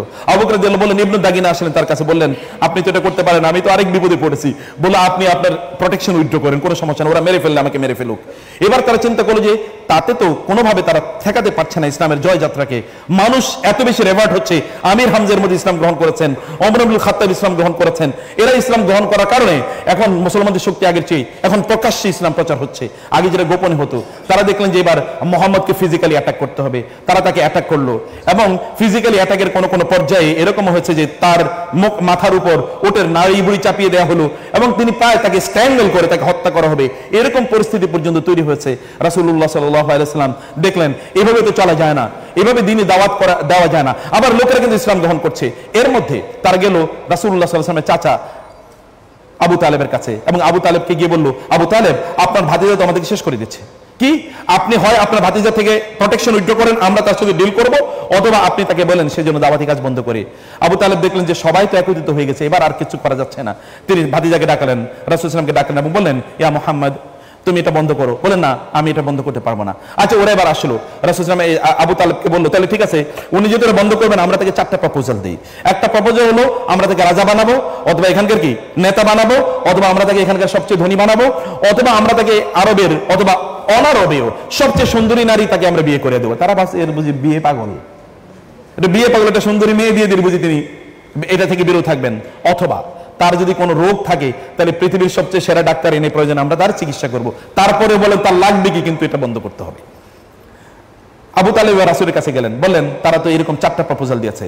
রাসূল সাল্লাল্লাহু আলাইহি ওয়াসাল্লাম বলেন ইয়া আম্মা চাচা والله لو وضع الشمس في يميني والقمر في يساري على ان اترك هذا الامر حتى يجره الله او اهلك او اهلك فيه ما تركته। আল্লাহর কসম চাচা ওরা যদি আমার ডান হাতে সূর্য দেয় বাম হাতে চাঁদ দেয় এবং তারা বলে যে সূর্য এবং চাঁদ দিয়ে তারা পৃথিবীর সবচেয়ে ধনী সবচেয়ে সম্ভ্রান্ত সবচেয়ে মর্যাদাবান মানুষ আমাকে বানিয়ে দেবে, শর্ত একটাই আমি এই দিন প্রচার প্রত্যাখ্যান ত্যাগ করব।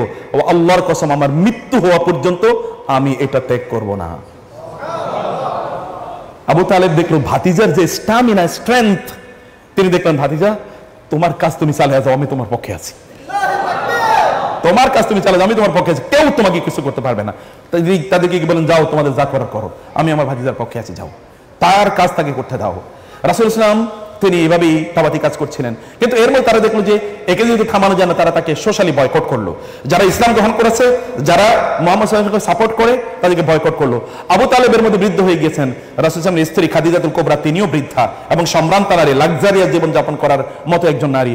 এরকম নারীদেরকে তারা সোশ্যালি বয়কট করলো। সোশ্যাল বয়কট মানে তাদের সাথে কোনো ব্যবসা বাণিজ্য হবে না, তাদের সাথে কোনো কথাবার্তা হবে না, তাদের সাথে কোনো বিয়ে শাদী হবে না, সব বন্ধ। রাসূল ইসলাম আপনারা যদি মক্কায় গিয়ে থাকেন তাহলে দেখবেন যেই দিকে সাফা এবং মারওয়া পাহাড়, এরপরে দেখবেন ওইখানে এখন বাস স্টেশন করা হয়েছে, ওইখানে জাবালে আবু কোবায়েস আছে এবং ওই জায়গাটাকে বলে শিয়াবে আবি তালেব। ওই জায়গায় রাসূল ইসলাম 3 বছর ওইখানে কি তিনি সাহাবায়ে কেরামদেরকে নিয়ে এবং বনু আব্দুল মুত্তালিব রাসূল ইসলাম এবং সাহাবায়ে কেরাম এবং তার আত্মীয় স্বজন পরিবার পর্ব ওইখানে গিয়ে তারা 3 বছরের মতো ওইখানে ছিলেন সোশ্যালি বয়কটেড। কেউ তাদের সাথে কথা বলে না, কেউ তাদের সাথে ব্যবসা বাণিজ্য করে না, বিয়ে শাদী করে, নো সোশ্যাল এঙ্গেজমেন্ট। 3 বছর এখানে থাকার পর তাদের উপর, এই দুইজনের উপর আবু তালেব এবং খাদিজাতুল কুবরা, এদের উপর একটা শারীরিক বড় একটা প্রেশার তৈরি হয়েছে। এখান থেকে যখন তারা ফিরে আসেন, মধ্যখানে অনেক লম্বা story, cutting long story short, তারা ফিরে আসার পর এই দুজনই মারা যায়। এই দুজন যখন মারা যায়, রাসূলের একজন হচ্ছে ইন্টারনাল তার জন্য সাপোর্ট এবং আরেকজন হচ্ছে এক্সটার্নাল সাপোর্ট, প্রোটেকশন। দুই প্রোটেকশন যখন তার থেকে সরে যায়, তখন কুরাইশরা দেখলো এবার তার উপর জুলুম অত্যাচার করা যায়, এবার তার উপর তার ফিজিক্যালি অ্যাটাক করা শুরু করে দিল। তাকে সামাজিকভাবে ফেরিয়া হিসেবে, মানে সামাজিকভাবে তাকে ঘোষণা করা হলো যে তিনি এখানে কোনো আলোচনা করতে পারবেন না। যেখানেই তিনি যান সেখানে তারা তার বিরুদ্ধে মিথ্যা আলোচনা করেন, মিথ্যা কথা বলেন, তাকে তারা সেখানে তাড়িয়ে দেন, অথবা সেখানে তার বিরুদ্ধে দাঁড়িয়ে তাকে কথা বলতে দেন না, সেখান থেকে তারা বাধা দেন তার কথাবার্তায়। রাসূলুল্লাহ সাল্লাল্লাহু আলাইহি ওয়াসাল্লাম দেখলেন যে না, এভাবে তো দিন দাওয়াত দেওয়া যায় না। অতএব এখানে তিনি সমাজে তিনি কি নিষিদ্ধ, অন্যদিকে এখানে কথা বলতে পারেন না, একেবারে এমন একটা অবস্থা যেখানে সাফোকেটিং। তিনি সিদ্ধান্ত নিলেন তিনি যাবেন তায়েফে দাওয়াত দেওয়ার জন্য। এবং আপনি জানেন যে তায়েফে যখন তিনি দাওয়াত দিতে যান, তখন তার চাচা আবু লাহাব তার সাথে যায়। তিনি দাওয়াত দিতে যেখানে দাঁড়ান, সেখানে আবু লাহাব দাঁড়িয়ে বলে, এই তোমরা কি জানো ওনার সাথে আমার কি সম্পর্ক? বলে হ্যাঁ জানি তো, সে তো আমার ভাতিজা। আচ্ছা, ভাতিজার সম্পর্কে কি আমি বেশি জানি না তোমরা বেশি জানো? বলে আপনি বেশি জানেন, আমি সাক্ষ্য দিচ্ছি সে মিথ্যাবাদী। লোকেরা কি আর তার কথা শুনবে? Situation was worsening day by day, এরকম অবস্থা ছিল। এবং কোন একটা সময় তায়েফের অবস্থা তো আপনারা জানেন, রাসূলুল্লাহ সাল্লাল্লাহু আলাইহি ওয়াসাল্লামকে পাগলা শিশুদেরকে যখন, বা কিশোরদেরকে, কিশোর গ্যাং যখন তার বিরুদ্ধে লেলিয়ে দেওয়া হলো, তারা তাকে পাথর দিয়ে আঘাত করে জর্জরিত করে ফেললো। রাসূলুল্লাহ রক্তাক্ত হয়ে পড়ে গেলেন। আব্বাসের সাথে তার কনভারসেশন, আব্বাসের বাগানে গিয়ে তিনি পড়ে গেলেন। আপনি যখন হজ উমরা করতে যাবেন এই জায়গাগুলো নিশ্চয়ই আপনি দেখবেন। রাসূলুল্লাহ সাল্লাল্লাহু আলাইহি ওয়াসাল্লাম, আমি এগুলো আর বলছি না, আব্বাসের সাথে তার কনভারসেশন। আব্বাস যখন দেখলেন যে তিনি বেহুশ হয়ে পড়ে গিয়েছেন, আব্বাস সেখানে উতবা এবং সায়বা এই দুজন বাগানে, এই দুজন মক্কার, এদের মধ্যে তায়েফে তাদের বড় বাগান ছিল, ব্যবসা ছিল তাদের। এখানে এই দুইজনের তাদের কৃতদাস ছিল আব্বাস ছিল সেখানকার মালি। আব্বাস যখন দেখলো যে তিনি এখানে পড়ে গিয়েছেন বেহুশ হয়ে, আব্বাস দৌড়ে আসলেন, একটু পানি আনলেন, একটু খেজুর আনলেন।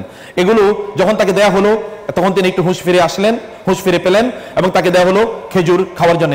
তিনি খেজুর নিয়ে বিসমিল্লাহ বলে তিনি খাওয়া শুরু করলেন। আব্বাস একটু অবাক হয়ে বললেন, বিসমিল্লাহ? বলে হ্যাঁ বিসমিল্লাহ। বলে এই অঞ্চলে তো আমি কোনোদিন বিসমিল্লাহ বলতে শুনি নেই, এই অঞ্চলের লোকেরা তো বলে বিসমিকা আল্লাহুম্মা, তা আপনি বিসমিল্লাহ বলেন? বলে আমি তো নবী। তুমি কে? বলে আমি আব্বাস। কোথেকে এসছো তুমি, কোন এলাকার? বলে আমি তো ইরাকের ওই অঞ্চলের। ইরাকের ওই অঞ্চল, ওখানে তো আমার ভাই ইউনুস বিন মাত্তা, ইউনুস আলাইহিস সালাম জন্ম নিয়েছেন ওখানে। আপনি ইউনুসকে চেনেন? চিনব না কেন? আমিও নবী, উনিও নবী, আপনি নবী। এবং এই কারণেই তো তার কথার সাথে আপনার কথা মিলে যায়। আমি তো আপনাকেই খুঁজতেছি, আপনি আমাকে মুসলমান বানান না প্লিজ। আমি জানি না, হয়তোবা কনভারসেশন 30 সেকেন্ড চলছে, but within 30 seconds he was so impressed by the character of the Prophet sallallahu alaihi wasallam, he immediately declared his reversion to Islam. ওইখান দেখলো ওই যে উতবা এবং সায়বা, কি রে এদিকে, এর মানে 30 সেকেন্ডে তার ভক্ত হয়ে গেছে। ঘটনা কি? তারা তাকে আব্বাসকে ডাকলো, এই আব্বাস কি করে, এদিকে আসো। আব্বাস চলে গেলেন, কিন্তু আব্বাসের মনোযোগে তো বিশাল বিপ্লব শুরু হয়ে গিয়েছে। আব্বাস বুঝতে পারলেন যে না, আমি তো তাকেই খুঁজতেছি। রাসূলুল্লাহ সাল্লাল্লাহু আলাইহি ওয়াসাল্লাম সেখান থেকে ফিরে আসলেন তিনি মক্কায়। এর মধ্যে তার স্ত্রী এবং তার চাচা কিন্তু মারা গেছে। তিনি মক্কায় ফিরে আসলেন, এখন আর দাওয়াত দেওয়ার মতো কোনো জায়গা নাই। আল্লাহ সুবহানাহু ওয়া তাআলা বললেন, মুহাম্মদ আপনার জন্য বিশাল গিফট অপেক্ষা করছে। গিফট হলো আল্লাহ সুবহানাহু ওয়া তাআলা ডাকলেন, আপনি আমার সাক্ষাতে আসেন, আপনার সবচেয়ে প্রিয়জন আমি আপনাকে ডেকে নিয়ে আসছি। বোরাক তিনি পাঠিয়ে দিলেন। বোরাকে চলে তিনি আল্লাহ সুবহানাহু ওয়া তাআলা সাক্ষাতে গেলেন। ইনদা সিদরাতিল মুনতাহা ইনদাহা জান্নাতুল মাওয়া ইয ইয়াগশা সিদরাতা মা ইয়াগশা মা যাগাল বাসরু ওয়া মা তাগা লাকাদ রাআ মিন আয়াতি রাব্বিহিল কুবরা।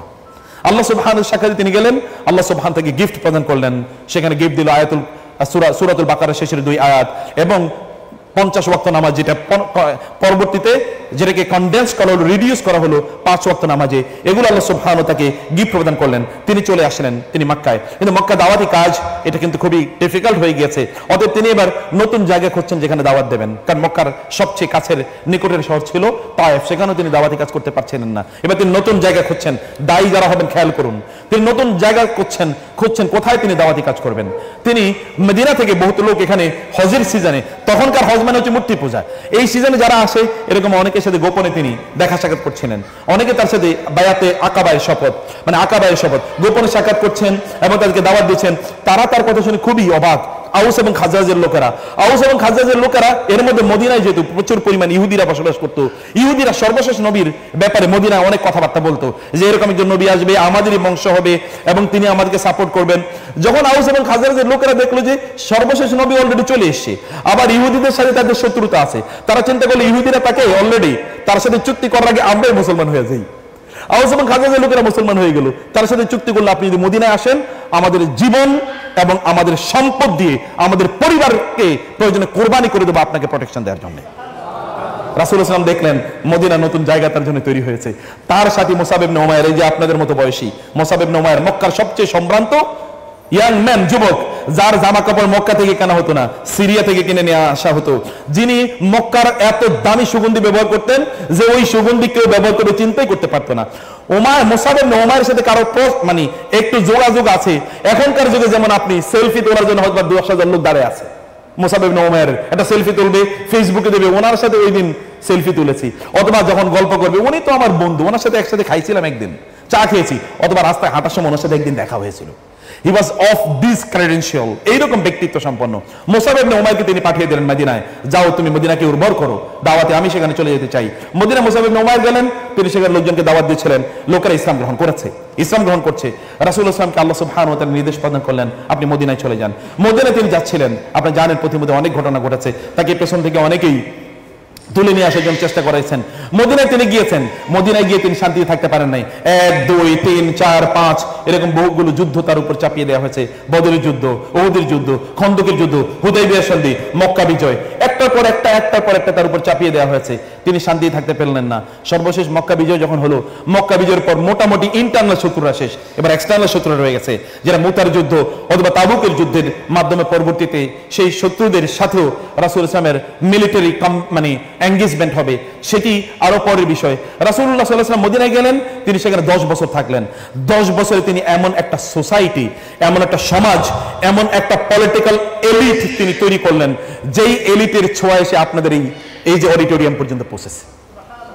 এই যে আপনারা মুসলমান না, এই মুসলমান ওই যে 10 বছরের সাধনা, ওই যে 10 বছর এখানে যে কিছু মানুষকে তিনি বানিয়েছেন, ওই 10 বছরের সাধনা রাসূলুল্লাহ সাল্লাল্লাহু আলাইহি ওয়াসাল্লাম তিনি এটাই করেছেন। আমি এবার কয়েকটি পয়েন্টে, অল্প কিছু কয়েক মিনিটের মধ্যে কয়েকটা পয়েন্ট একটু কথা বলতে চাই। The most successful person in the world, পৃথিবীতে মানব ইতিহাসে এত সফল মানুষ আর কেউ নাই যতটা সফলতা তিনি অর্জন করেছেন।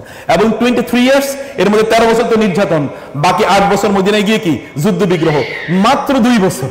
এই 2 বছরে গোটা পৃথিবীর 200 কোটি মানুষ এখন তার আদর্শে তারা আদর্শান্বিত, এবং তারা বোস্ট ফিল করে। আপনাদের এই অডিটোরিয়াম, বাংলাদেশ টেক্সটাইল ইউনিভার্সিটিরও শত শত ছাত্র, তারা এই রাসূলের অনুসারী বলে নিজেদেরকে তারা গর্বিত এলিট ফোর্সের সদস্য বলে তারা ঘোষণা করে, only because of this 2 years.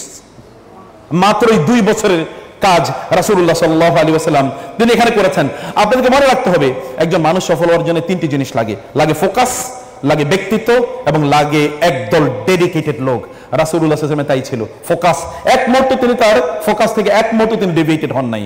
এবং তার পার্সোনালিটি, তার ব্যক্তিত্ব কাকে বলে, তার ব্যক্তিত্ব জগৎজোড়া ব্যক্তিত্ব, যে ব্যক্তিত্বের প্যারালাল কোন ব্যক্তিত্ব পৃথিবীর কাউকে আল্লাহ তাআলা দেন নাই। ওয়া ইন্নাকা লা আলা খুলুকিন আযীম, আল্লাহ সুবহানাহু ওয়া তাআলা ইজ টেস্টিফাইং দ্যাট ওয়া ইন্নাকা লা আলা।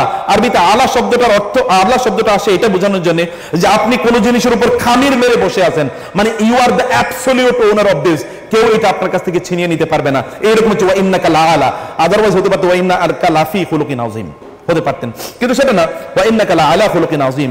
এরকম একটা ব্যক্তিত্ব আল্লাহ সুবহানাহু ওয়া তাআলা তাকে প্রদান করেছেন। রাসূলুল্লাহ সাল্লাল্লাহু আলাইহি ওয়াসাল্লাম এই 3টি, তার মাঝে এই 3টি বৈশিষ্ট্য প্রচন্ডভাবে রাসূল সাল্লাল্লাহু আলাইহি ওয়াসাল্লামের মধ্যে তৈরি হয়েছিল। এবং আরবের আনারি লোকেরা, এই লোকেরা কোনো বিশ্ববিদ্যালয়ে পড়েন না, বাংলাদেশ টেক্সটাইল ইউনিভার্সিটি, বুয়েট, অথবা ধরেন কুয়েট, অথবা চুয়েট, অথবা ধরেন বিইউ, অথবা এইরকম আপনার ধরেন চবি বা এরকম কোনো বিশ্ববিদ্যালয়ে তারা পড়েন নাই, বা অক্সফোর্ড, হার্ভার্ড এরকম কোনো বিশ্ববিদ্যালয়ে পড়েন নাই।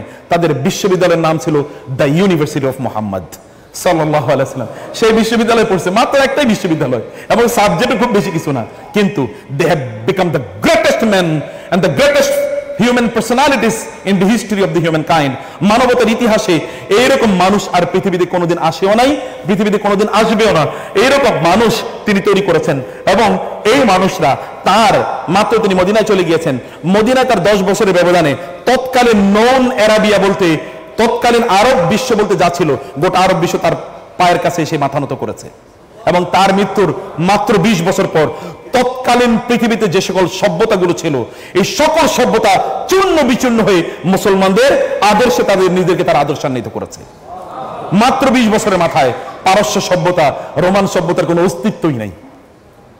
পারস্য আজ পর্যন্ত অস্তিত্বই আসে নাই, রোমানরা আজ পর্যন্ত অস্তিত্ব আসে নাই, ইউরোপে ওই জায়গায় আছে, কিন্তু তিনি যতটুকু জায়গায় 1500 বছর আগে যতটুকু জায়গা তার লোকেরা গিয়ে ওইখানে তার আদর্শ প্রচার করেছে, ওই জায়গাগুলো এখনো সবুজ হয়ে আছে, এখনো সবুজ হয়ে আছে। মাত্র ওই যে বললাম অল্প কয়েকদিনের ব্যবধানে এইরকম পার্সোনালিটি, এইরকম ব্যক্তিত্ব পৃথিবীতে কোথাও আসেনি, বা এইরকম সফলতা পৃথিবীর কোনো মানুষ কখনোই দেখেনি। আপনি যদি খ্রিস্টান ওয়ার্ল্ডের কথা বলেন, তাইলে সেন্ট অগাস্টাইন মানে তৎকালীন রোমান সম্রাট খ্রিস্টান হয়ে যাওয়ার পর সে বাধ্যতামূলক বলে দিয়েছে, আমার রাষ্ট্রে যারা বসবাস করে তাদের আদর্শ একটাই, হলো খ্রিস্টান ধর্ম, এটা ছাড়া হতেই পারবে না। এই জন্য বহু ইহুদিকে তারা কচুকাটা করেছে। কিন্তু মুসলমানরা এই ভারত বিশ্ব প্রায় 800 বছর শাসন করেছে, কিন্তু এখন এখানে অমুসলিমদের সংখ্যা বেশি। অতএব মুসলিমরা তারা কেবলমাত্র এই বৈশিষ্ট্যের উপর ভিত্তি করেই এটা তারা স্থাপন করেছে। মাইকেল এইচ হার্টের দ্য হান্ড্রেডস এই বইটি আপনারা পড়েছেন, তিনি বলেছেন, my choice of Muhammad to lead the list of the world's most influential persons may surprise my readers and may be questioned by others, but he was the only man in the history who was supremely successful on both the secular and the religious level. আমি Muhammad সাল্লাল্লাহু আলাইহি ওয়াসাল্লামকে আমার 100 মানুষের লিস্টে 1 নম্বরে রেখেছি, 2 নম্বরে পর্যন্ত আইজ্যাক নিউটনকে রেখেছে।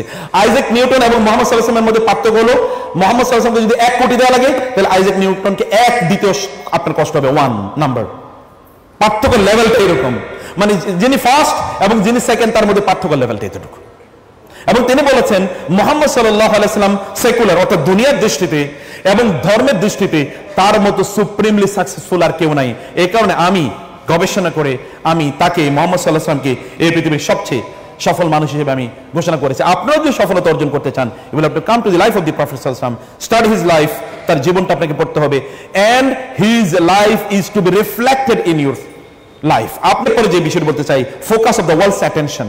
রাসূলুল্লাহ সাল্লাল্লাহু আলাইহি ওয়াসাল্লাম গোটা পৃথিবীর সকল অ্যাটেনশন। আপনি দেখবেন এই যে যেমন যারা যারা স্টেজ পারফরমেন্স করেন, আপনি জানেন যে সকলেই যে এখানে সকল লাইট কোথায় বলেন তো, সব স্টেজে। কিন্তু এই স্টেজকে কেন্দ্র করে পারফর্মার যিনি বা সেন্ট্রাল কাস্ট যিনি, তাকে কেন্দ্র করে কিন্তু সকল লাইট কি অ্যাটেনশন দেওয়া হয়।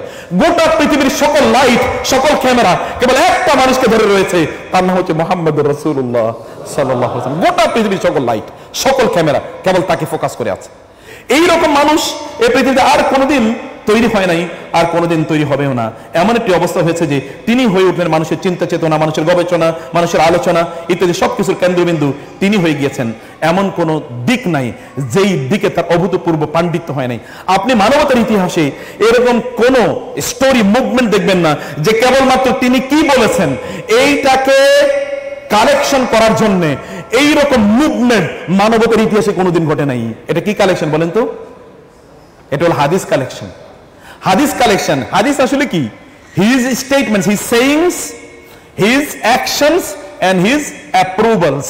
তিনি কি বলেছেন, তিনি কি করেছেন এবং তিনি কি অনুমোদন দিয়েছেন, এইটা শোনার জন্য, এটা জানার জন্য পৃথিবীতে 300-400 বছর পর্যন্ত, এখনো পর্যন্ত পৃথিবীতে সবচেয়ে গুরুত্বপূর্ণ সাবজেক্টের মধ্যে একটা সাবজেক্ট হলো কি হাদিস। হাদিসটা কি, তার বক্তব্য আপনি বলেন তো, আরেকজনের ইতিহাস বলেন তো। এমনকি আমাদের বাংলাদেশের যারা বিশাল বিশাল পার্সোনালিটি, একজনের বিষয় তিনি কি বলেছেন, কোন মুভমেন্ট আছে নাকি? এরকম একটা কালেকশন দেন তো, তিনি কি বলেছেন তার কালেকশন কিচ্ছু পাবেন না। আর মুহাম্মদ সাল্লাল্লাহু আলাইহি ওয়াসাল্লাম কি বলেছেন, এই কালেকশন করার জন্য মানুষ যে মেথোডোলজি তৈরি করেছে, এই methodology unparalleled in the history of the world, এটা কোনোদিন কেউ চিন্তা করতে পারে না। আমি কেবল হাদিসের কথা বলেছি, তার জীবনী একবার চিন্তা করে দেখেন তো, তার জীবনী সংখ্যা আপনি গুণে শেষ করতে পারবেন না কি পরিমাণ তার জীবনী আছে, কি পরিমাণ আছে। প্রতিদিন তার একটা করে জীবনী লেখা হয় কমপক্ষে, প্রতিদিন, মানে বছরে কমপক্ষে এখন প্রায় 400-500 বই তার উপরে বের হচ্ছে প্রতিদিন। আপনি দেখেন বাংলাদেশে নতুন কি পরিমাণ বই তৈরি হয়েছে তার উপরে। এরকম আপনি অন্যদের, আপনি ঈসা আলাইহিস সালামের জীবনী নিয়ে বাইর করে নিয়ে আসেন তো, এখানে 2টা বই নিয়ে আসেন, আপনি খুঁজে পাবেন কিনা? কিছুই পাবেন না। আর অন্যদের কথা তো বাদই দিলাম হবে। আমাদের দেশের যারা বিশাল পলিটিক্যাল পার্সোনালিটি, দেখেন তো কয়টা বই আছে তার। আর তার দেখেন রাসূল সাল্লাল্লাহু আলাইহি ওয়াসাল্লামের সাথে আপনি একবার, আমি কম্পারিজন করছি না, আই ডোন্ট হ্যাভ দি আপনার Audacity to compare between the prophet সাল্লাল্লাহু আলাইহি ওয়াসাল্লাম এন্ড আদার্স, বাট আমি কেবল আপনাদেরকে বোঝার জন্য বলছি যে কিভাবে তিনি মানুষের অ্যাটেনশনের জায়গায় তৈরি হয়েছেন। শুধু এরকম না, তার জীবনের এমন কোন জায়গা নেই যেখানে লোকেরা ক্যামেরা ফোকাস করে না। ক্যামেরা ফোকাস করছে তার জীবনে। তিনি তার স্ত্রীদের সাথে কি আচরণ করেছেন, বাচ্চাদের সাথে কি আচরণ করেছেন, মিলিটারি জেনিয়াস কি ছিল, তার অর্থনৈতিক কার্যকলাপ কি ছিল, তার বিদেশ নীতি কি ছিল। আপনি দেখেন তো, থাউজেন্ডস, নাম্বারলেস, এই তো পরিমাণ তার প্রত্যেকটা জায়গায় নিয়ে লোকেরা গবেষণা করছে এবং লাখ লাখ বই তৈরি হয়েছে, আর্টিকেল তৈরি হয়েছে, এখন হচ্ছে, কিয়ামত পর্যন্ত হবে যে রাসূলুল্লাহ সাল্লাল্লাহু আলাইহি ওয়াসাল্লাম এর জীবনের উপর ভিত্তি করে এটা তৈরি হবে। মহাত্মা গান্ধী, পৃথিবীর সকল সফল লোকেরা অথবা সকল এলিট লোকেরা, তারা তার ব্যাপারে 2 লাইন লিখতে কি তারা বাধ্য হয়েছে। এটা মুহাম্মদ সাল্লাল্লাহু আলাইহি ওয়াসাল্লামের মর্যাদা বাড়ানোর জন্য না, বরং তারা 2 লাইন লিখে যদি তাদের একটু মর্যাদা একটু বাড়ে আর কি। যদি তাদের একটা মর্যাদা বা সম্মান বাড়ে। এই কারণে সর্বশেষ আমি একটা বই পড়েছিলাম, যিনি রাসূল সাল্লাল্লাহু আলাইহি ওয়াসাল্লামের জীবনের উপর বইটি লিখেছেন।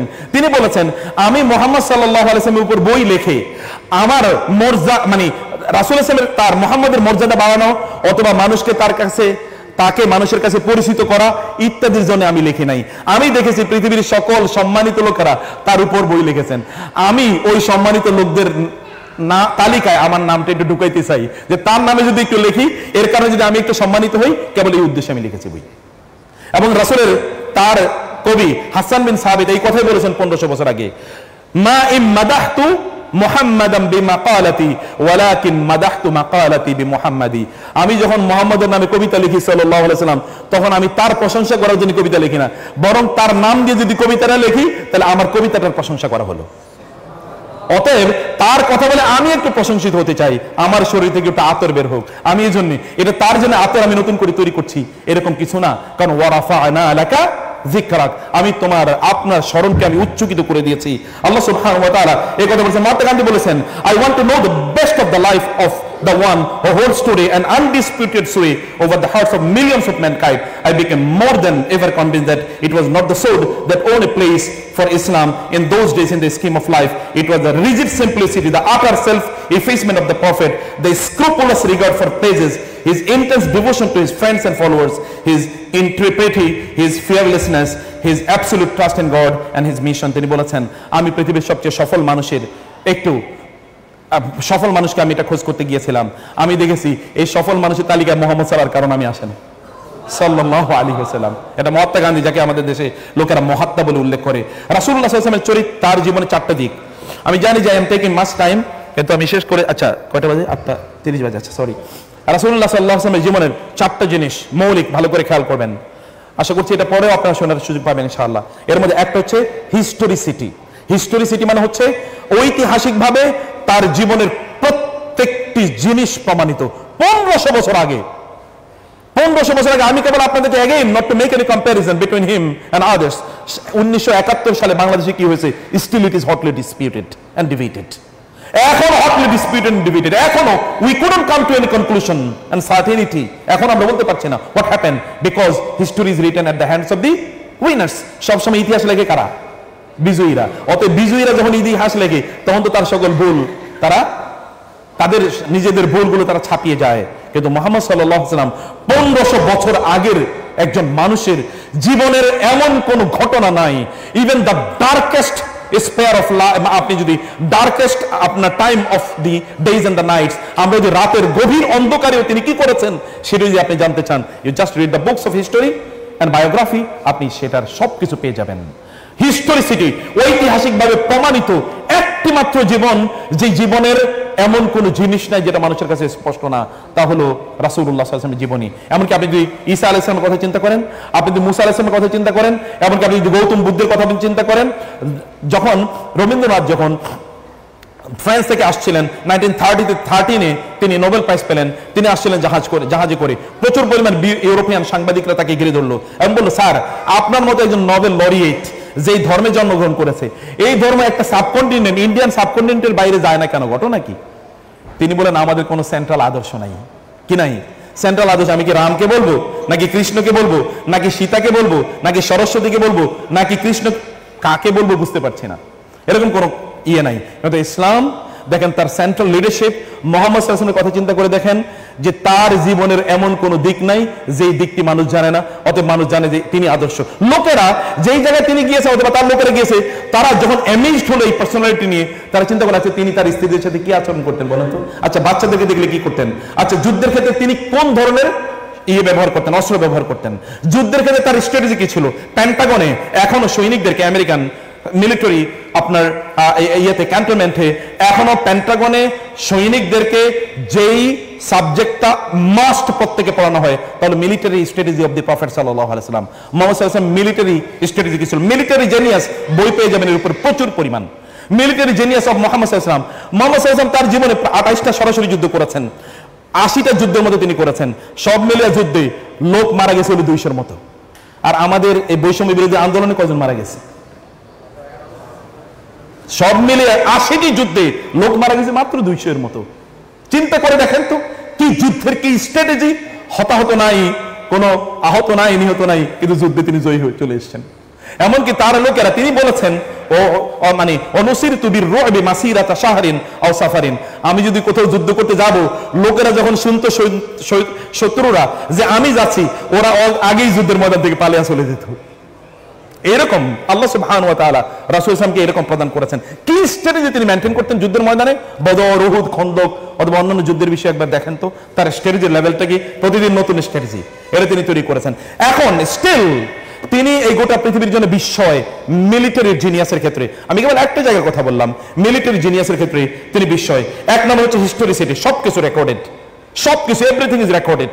এমন কোন জিনিস নাই যেটা আপনি সন্দেহ করতে পারেন এটা কি রিয়েলি হ্যাপেন্ড, এরকম কোনো অবস্থা নাই। দুই নম্বর হচ্ছে পারফেকশন, সবকিছু পারফেক্ট, ইমপারফেক্ট বলতে কোনো জিনিস নাই, রোজি আইডিয়াস এরকম কোনো জিনিস নাই, পারফেক্ট, যা হওয়া দরকার তাই। এমনকি রাসূলুল্লাহ সাল্লাল্লাহু আলাইহি ওয়াসাল্লাম তার ফিজিক্যাল অবয়ব নিয়ে যদি আপনি কথা বলেন, অথবা তার মিলিটারি স্ট্র্যাটেজি, তার আপনি যদি রিলিজিয়াস স্ট্র্যাটেজি অথবা তার দাওয়া স্ট্র্যাটেজি যদি আপনি বলেন, তিনি যা করেছেন, আপনি যদি একটু মনের মাধুরী মিশিয়ে তার চেয়ে একটু বেশি বলতে যান, তাহলে জুলুম করলেন আপনি, বুঝেন নাই? মানে আপনি তিনি যা করেছেন এটি হলো পারফেক্ট, এর বাইরে যদি আপনি একটু কমাইতে যান তাহলে দুর্বল হয়ে যাচ্ছে, একটু বাড়াইতে গেলে এটা অসংলগ্ন হয়ে যাচ্ছে। তা যে তিনি যা করেছেন তাই পারফেক্ট, এর বাইরে কিচ্ছু নাই। এতটা পারফেক্ট হিউম্যান জেনিয়াস কোনোদিন হতেই পারে না। এবং এই কারণে তার কবি হাসান ইবনে সাবিত বলেছেন, ওয়া আজমালু মিনকা লাম তারা কাত্তুন আইনি ওয়া আহসানু মিনকা লাম তালিদিন নিসাউ খুলিকতা মুবাররাআন মিন কুল্লি আইবিন কান্নাকা খুলিকতা কামা তাশাউ। এমন যে আপনাকে মনে হচ্ছে যেন দেখলে এমন মনে হয়, আপনি মনে হচ্ছে যেন আল্লাহকে বলেছেন আল্লাহ আমাকে এরকম এরকম ভাবে বানান, এবং আপনার ইচ্ছা অনুসারে মনে হচ্ছে আল্লাহ আপনাকে বানিয়ে দিয়েছেন। কোনো খুঁত নাই, কোনো ত্রুটি নাই, কোনো খুঁত নাই। আনাস একবার চাঁদের দিকে তাকান, একবার রাসূলের দিকে তাকান এবং কেঁদে উঠে বলেন, ইয়া রাসূল, চাঁদের মধ্যে একটু কালো ভাব দেখা যায়, কিন্তু আপনার মধ্যে কোনো কালো কিছু কোনোদিনই খুঁজে পেলাম না। এইরকম ব্যক্তিত্ব, এইরকম তার যদি ফিজিক্যাল অভাবের কথা বলি এবং তার জীবনের কথা বলি, এইরকম আল্লাহ সুবহানাহু ওয়া তাআলা তাকে প্রদান করেছেন। এই কারণে ঐতিহাসিক লামার ঠাই তিনি বলেছেন, if the greatness of purpose, the smallness of means and the astounding results are the three criteria of human genius, then who can be comparable to Muhammad সাল্লাল্লাহু আলাইহি ওয়াসাল্লাম। যদি এমন হয় যে আপনার পারপাস, লক্ষ্য, উদ্দেশ্য এটা খুবই গ্রেট এবং আপনার মানে আয়োজন খুবই কম, খুব ছোট্ট আয়োজন, কিন্তু পারপাস অনেক বিশাল, এবং আপনি যা ফলাফল পেয়েছেন এটা হিউম্যান হিস্ট্রিতে এরকম কোনো ফলাফল নাই। যদি মানব ইতিহাসে এইরকম কোন জেনিয়াসের খোঁজ আপনাকে পেতে হয়, তাহলে মোহাম্মদ সাল্লাল্লাহু আর কেউ নেই এরকম একটা জিনিয়াস। লামাটাইন খ্রিস্টান, ফ্রান্স খ্রিস্টান, কোনোদিন এরা কেবলমাত্র রাসূলুল্লাহ সাল্লাল্লাহু আলাইহি ওয়াসাল্লাম, এরা ইসলাম গ্রহণ করে নাই কোনোদিন, কিন্তু রাসূল ইসলামের ব্যাপারে তাদের এরকম কথা ছিল, অতএব পারফেকশন। তিন নম্বর হচ্ছে কম্প্রিহেনসিভনেস, মানে জীবন, মানব জীবনের এমন কোন অঙ্গন নাই, টয়লেট থেকে শুরু করে রাজপ্রাসাদ পর্যন্ত রাসূল ইসলামের একমাত্র আদর্শ, আর কোন আদর্শ প্রয়োজন নাই। টয়লেট থেকে শুরু করে রাজপ্রাসাদ পর্যন্ত, রাতের গভীর অন্ধকার থেকে শুরু করে দিনের ভয়ঙ্কর আলো পর্যন্ত, এমনকি peace and war, war and peace, যুদ্ধের ক্ষেত্রে এবং সন্ধির ক্ষেত্রে, এমনকি উইথ ফ্রেন্ডস এন্ড ফোর্স, অর্থাৎ বন্ধু এবং শত্রুর সাথে কি আচরণ হবে, everything is recorded. Man and women, children and আপনার এইজেড, আপনি একেবারে শিশুদের সাথে শুরু করে বৃদ্ধদের সাথে পর্যন্ত কার সাথে কি আচরণ হবে, এটা তার আদর্শ ছাড়া পৃথিবীতে আপনি আর অন্য কোনো কিছু পাবেনই না। এত কম্প্রিহেনসিভ সবকিছু সেখানে আছে। এমন কোনো জায়গার জন্য আপনি এখন বাংলাদেশের ধরেন এই রাষ্ট্রকে কিভাবে পরিচালনা করবেন, এটার জন্য কোথাও যাওয়া লাগবে না। দ্য প্রফেট সাল্লাল্লাহু আলাইহি ওয়াসাল্লাম ইজ এনাফ ফর ইউ। আপনি কেবল তার জীবনী পড়েন, দেখেন। আপনি অর্থনৈতিক ব্যবস্থা তৈরি করতে চান, অন্য দেশের সাথে সম্পর্ক কি হবে আপনি চান, you go to the life of the prophet সাল্লাল্লাহু আলাইহি ওয়াসাল্লাম and you will see, you will get everything. Bertrand Russell এই জন্য এই কথাই বলেছেন যে, I believe that if a man like him were to assume the dictatorship of the modern world, he would succeed in solving the problems in a way that would bring it the much needed peace and happiness. যদি মুহাম্মদ সাল্লাল্লাহু আলাইহি ওয়াসাল্লামকে এই গোটা পৃথিবীর নেতৃত্ব দেওয়া হয়, তাইলে গোটা পৃথিবীতে যত প্রবলেম আছে, সমস্যা আছে, এই সমস্যার সমাধান করে মুহূর্তের মধ্যে গোটা পৃথিবীতে তিনি শান্তি এবং সুখ তিনি প্রতিষ্ঠিত করে ছাড়তে পারবেন। মডার্ন, এটা কিন্তু বার্ট্রান্ড রাসেল, আমরা কিন্তু এখনকার কথা বলছি না। George Bernard Shaw, the greatest philosophical genius of the 20th century, 20 শতাব্দীর সবচেয়ে বড় দার্শনিকের বক্তব্য এটা। তিনি তো মুসলমান না, আমি কেবল খ্রিস্টানদের কিছু কথা বলছি। 3 নম্বরে, the closest to him were the most loving to him. মনে রাখবেন, তার সবচেয়ে নিকটবর্তী যারা, তারা সবচেয়ে বেশি ভালোবেসেছে তাকে। সবচেয়ে আপনার দেখবেন যে আপনি খুবই ভালো মানুষ, স্যার তো আছেই, আমার পার্সোনাল কথা বলি, আপনারা তো আমাদের দেখলে মনে হচ্ছে না তো খুবই ভালো কথাবার্তা বলে। আমার বাসায় গিয়ে আমার ওয়াইফের চিন্তা জিজ্ঞেস করে দেখেন উনি কেমন, বলে আমি 1000টা লিস্ট দিতে পারবো ওনার বিরুদ্ধে,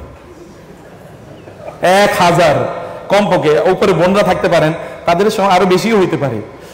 আনএন্ডিং, এটা কোনো শেষ নাই। এরকম একটা একজন বোন সকালবেলা ভাই তিনি ঘুম থেকে উঠছেন, এখন স্বামী উঠে বললেন স্ত্রীকে যে চলো একটু হাঁটা আসি। তুমি কি মনে করছো আমি মোটিয়ে গেছি? আচ্ছা ঠিক আছে, তোমার হাঁটার দরকার নেই, তুমি তো একা একাই সবসময় সব কাজ করো। আচ্ছা ঠিক আছে বাবা, তুমি ঠিক আছে রেস্ট নাও। তার মানে কি আমি কি অসুস্থ? তুমি আমাকে নিয়ে যেতে চাও না? আমি কি বলছি তুমি অসুস্থ? না না, তুমি তার মানে কি আমি মিথ্যা কথা বলছি তোমার বিরুদ্ধে? আচ্ছা ঠিক আছে, তুমি মিথ্যা বলো, তুমি সত্য সবকিছু, আমি ঠিক আছে একাই যাই। তুমি তো আজীবনে একা একা চলছো, তুমি তো আমার কোনোদিন ভালোবাসা দেখাও নাই, তা আপনি কোন দিকে যাবেন? কোন দিকে যাওয়ার কোনো উপায় নাই। ভলটিয়ার বলেছেন every man is a কমনার to his wife. পৃথিবীর যত বিখ্যাত লোকই হোক না কেন, তারা সবাই কি তার স্ত্রীর কাছে একজন সাধারণ মানুষ। প্রেসিডেন্টের স্ত্রী বলেন নাকি ইয়া প্রেসিডেন্ট কামন, এটা তো বলেন নাই। এ প্রেসিডেন্ট আসেন, বলেন কি এই তুমি আসো, এই তুমি এতক্ষণ এখানে দাঁড়িয়ে আসো কেন? প্রেসিডেন্টের ধমক দিয়ে তার স্ত্রী। কিন্তু মুহাম্মদুর রাসূলুল্লাহ সাল্লাল্লাহু আলাইহি ওয়াসাল্লাম তার স্ত্রীরা কোনোদিন তাকে বলেন নাই ইয়া মুহাম্মদ, বলেছেন ইয়া রাসূলুল্লাহ। একমাত্র মানুষ যে তার স্ত্রীরা পর্যন্ত তার নাম নেয় নাই, একমাত্র মানুষ। তার সন্তানরা কোনোদিন বলে নাই আব্বু এদিকে আসেন তো, ফাতেমার জীবনী পড়েন তো, কোনোদিন বলেন নাই ইয়া আবাতি, বলেছেন ইয়া রাসূলুল্লাহ, ইয়া রাসূলুল্লাহ। তার ফুফু সফিয়া রাদিয়াল্লাহু তাআলা ইসলাম গ্রহণ করেছেন, কোনোদিন বলেন নাই হে ভাতিজা, কোনোদিন বলেন নাই, বলেছেন কি ইয়া রাসূলুল্লাহ, কোনোদিন বলেন নাই ইয়া। এমনকি তার চাচা হামজা রাদিয়াল্লাহু তাআলা ইসলাম গ্রহণ করেছেন। চাচা শুধু তার চাচাই না, তিনি তার দুধ ভাইও বটে সমসাময়িক, কারণ হামজা রাদিয়াল্লাহু তাআলার সাথে রাসূল সাল্লাল্লাহু আলাইহি ওয়াসাল্লামের বয়সের পার্থক্য হলো 13 দিন বা 14 দিন অথবা 7 দিন, এরকম বলা হয়। একসাথে একই নারীর, ওই যে সুয়াইবার কথা বললাম না, আবু লাহাবের কৃতদাসী, দুইজনে একই ইয়ের দুধ পান করেছেন। আবার এই দুইজনের মায়ের বাড়ি কিন্তু একই জায়গায়, দুইজনের মাই কিন্তু কাজিন। রাসূল সাল্লাল্লাহু আলাইহি ওয়াসাল্লামের তার মা এবং হামজা রাদিয়াল্লাহু তাআলার মা, এই দুজন কিন্তু কাজিন, খালতো বোন, অত বহু দিক থেকে আত্মীয়। এরপরে কোনোদিন আমির হামজা বলেন নাই ইয়া মুহাম্মদ, বলছেন ইয়া রাসূলুল্লাহ। শুধু কি ইয়া রাসূলুল্লাহ, যুদ্ধের ময়দানে দেখেন না কিভাবে শহীদ হয়। এরকম একজন মানুষ, the closest to him or the most respectful of him, তার সবচেয়ে নিকটের লোকেরা তাকে সবচেয়ে বেশি সম্মান করতেন। এটা পৃথিবীর ইতিহাসে নাই এরকম কোন রেকর্ড, এটা পৃথিবীর কোনো ইতিহাসে নাই। অতএব এর মানে হচ্ছে লোকেরা যত দূর থেকে তাকে দেখতে খুবই ভালো, কিন্তু লোকেরা যতই তার কাছে যেত ততই কি তার প্রতি আরো বেশি মুগ্ধ হয়ে পড়তো। যত তার কাছে যেত তত আরো বেশি মুগ্ধ হয়ে যেত। যায়েদ ইবনে হারেসাকে যখন তার বাবা এসে নিয়ে যেতে চাইলেন, তিনি বলেন আমি মুহাম্মদকে রেখে আপনার সাথে যাব। বাবাকে বলতেছেন আমি মুহাম্মদকে রেখে সাল্লাল্লাহু আলাইহি ওয়াসাল্লাম আপনার সাথে যাব, অসম্ভব। তিনি আমার বাবার চেয়ে অনেক বড় বাবা, আমি তার সাথে থাকবো, তিনি আমার বাবার চেয়ে বড় বাবা। আনাস ইবনে মালিকদের কথা চিন্তা করে দেখেন তো, রাসূলের সাথে কেবল 10 বছর, ছোট্ট একটা বালক 10 বছরের বালক 10 বছর রাসূলের সাথে থাকলেন, বাকি আরো 80 বছর বেঁচেছিলেন। ওই 80 বছর কেবল ওই রাসূলের কথাই তিনি বলেছেন, এর বাইরে কোনো কিছুই নাই। ওইটাই কেবল, ওইটা বলেন আর কাঁদেন। এইরকম তিনি তার কাছে এসেছেন তো তার প্রতি মুগ্ধ হন নাই, এরকম কখনোই হয় নাই। তার শত্রুরা তার কাছে এসেছে কিন্তু বন্ধু হয়ে গিয়েছে। ওমর ইবনে ওয়াহাব এবং তার বন্ধু, এরা দুইজন তারা সিদ্ধান্ত নিল রাসূলুল্লাহ সাল্লাল্লাহু আলাইহি ওয়াসাল্লামকে তারা হত্যা করবে। ওমর এবং সফওয়ান ইবনে উমাইয়া, কারণ এই দুজনের বাবা বদরের যুদ্ধে মারা গিয়েছে, তারা রাসূলকে হত্যা করবে, তারা সিদ্ধান্ত নিল। মানে সফওয়ান ইবনে উমাইয়া তিনি ওমরকে বলেন ওমর তুমি যাও মুহাম্মদকে হত্যা করো, আমার পরিবার পরিজন আছে, নাইলে আমি যেতাম। বলে আমারও তো বাচ্চা কাচ্চা আছে, আবার ঋণও আছে। বলে তোমার ঋণ এবং বাচ্চা কাচ্চা সব দায়িত্ব আমি নিলাম, যাও। ওমর গেলেন মদিনায় গিয়ে একটা তলোয়ার নিয়ে তিনি ভিতরে, মানে জামার আস্তিনায় তলোয়ার নিয়ে গেলেন। ওমর দেখলেন ওমর যাচ্ছে, ওমর কিন্তু সিংহ পুরুষ। ওমর গিয়ে বলেন ইয়া রাসূলুল্লাহ ওমর ইজ কামিং। রাসূল বলেন আদখিলহু আলাইয়া, নিয়ে আসো। ইয়া রাসূল Omar is coming, he is an enemy, okay তাকে নিয়ে আসো। যাওয়ার পর রাসূলের সামনে তিনি বসলেন। ওমর বসার পর রাসূল বললেন ওমর কি খবর বলো। বলে আসছি একটু খোঁজখবর নিতে, আমাদের বদরের যুদ্ধে আমাদের অনেক লোকজন তো এই হয়েছে, একটু খবর নিতে, আপনি তো আপনার হাতে তো আমরা পরাজিত হয়েছে ইত্যাদি ইত্যাদি। বলে না ওমর সত্য কথা বলো, কি কারণে এসছো? বলে না এই কারণে এসে। বলে ওমর এবার বলো তো, তুমি এবং তোমার বন্ধু সফওয়ান ইবনে উমাইয়া কাবার চত্বরে বসে রাতের অন্ধকারে যে পরামর্শ করেছিলে আমাকে হত্যা করবে, এবং তুমি উমাইয়া ইয়াকে বলছিলে, সফওয়ানকে বলেছিলে সফওয়ান আমি হত্যা করতে যাই, কিন্তু আমার সন্তান এবং মানুষের যে দেনা পান আছে এগুলো দায়িত্ব তোমাকে দিয়ে গেলাম। এরপর তুমি কি তোমার জামার আস্তিনি করে একটা তলোয়ার নিয়ে আসো নাই? ওমর লাফে উঠে বলল, আশহাদু আন্নাকা রাসূলুল্লাহ, আমি সাক্ষী দিচ্ছি আপনি আল্লাহর রাসূল। কারণ আমরা যখন আলোচনা করেছি পৃথিবীর কোনো লোক ছিল না, আমি এখানে জামার আস্তিনি করে এমন ভাবে তলোয়ার নিয়ে এসেছি, কারো জানার কথা না। আপনি যদি আল্লাহর রাসূল না হন, এটা কোনোদিন জানার কথা ছিল না আপনার, এটা কোনোদিন জানার কথা ছিল না। রাসূলুল্লাহ সাল্লাল্লাহু আলাইহি ওয়াসাল্লামের কাছে ইকরামা ইবনে আবি জাহল, তিনি রাসূলের সামনে শত্রু, রাসূল খালিদ ইবনে ওয়ালিদ রাসূলের শত্রু, আপনি জানেন এগুলো।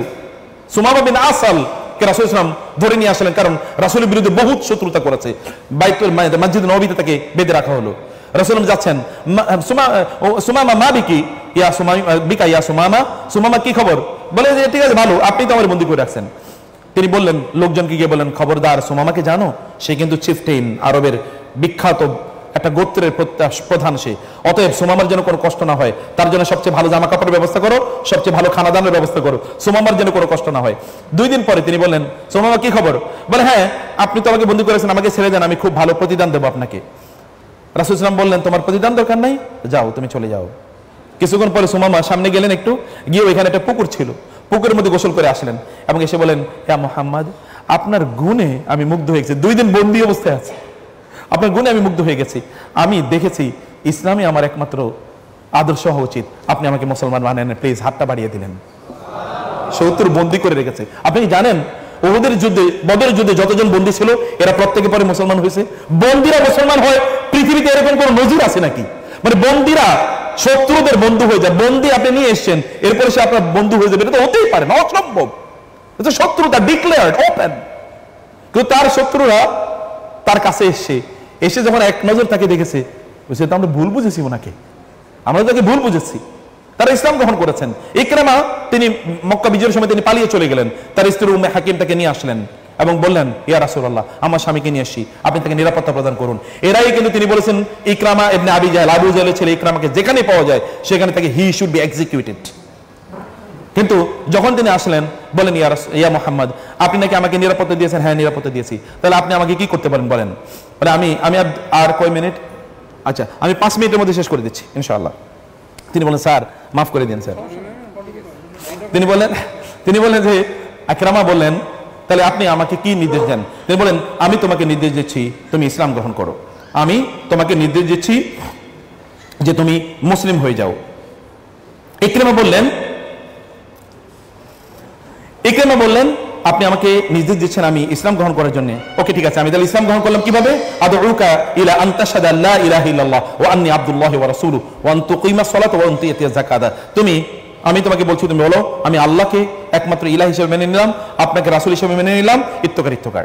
তিনি বললেন, ইকরামা রাসূলের সাথে ফার্স্ট কনভারসেশন, মানে within 1 minute it is happening, the revolution is taking place in him, তার মধ্যে বিবর্তন ঘটছে। তিনি বললেন, ওয়াল্লাহি মা দাআতু ইল্লা ইলাল হাক্কি, আপনি যা বলছেন তাই সত্য। এবং তিনি বললেন, ওয়া মা আমারতা ইল্লা বিখাইরিন, আপনি যা বলছেন তা সবই কল্যাণকর। সুম্মা আরদাফা ইয়াকুল, অতঃপর তিনি বললেন, কদ কুনতা ফিনা ওয়াল্লাহি ক্বাবলা আন তাদওয়া ইলা মা দাআতা ইলাইহি ওয়া আনতা আসদাকুকা হাদিসান ওয়া আবররু নাবিরান। তিনি বলেন, ইয়া রাসূলুল্লাহ, তিনি বললেন ইসলাম গ্রহণ করলেন এবং তিনি বললেন যে আপনি আজকের পূর্বে আপনি আমার কাছে খুবই ঘৃণিত মানুষ ছিলেন, কিন্তু আজকে এখানে আপনার দিকে তাকানোর পর এই পৃথিবীর সবচেয়ে প্রিয়তম মানুষ আপনি আমার জন্য হয়ে গেছে।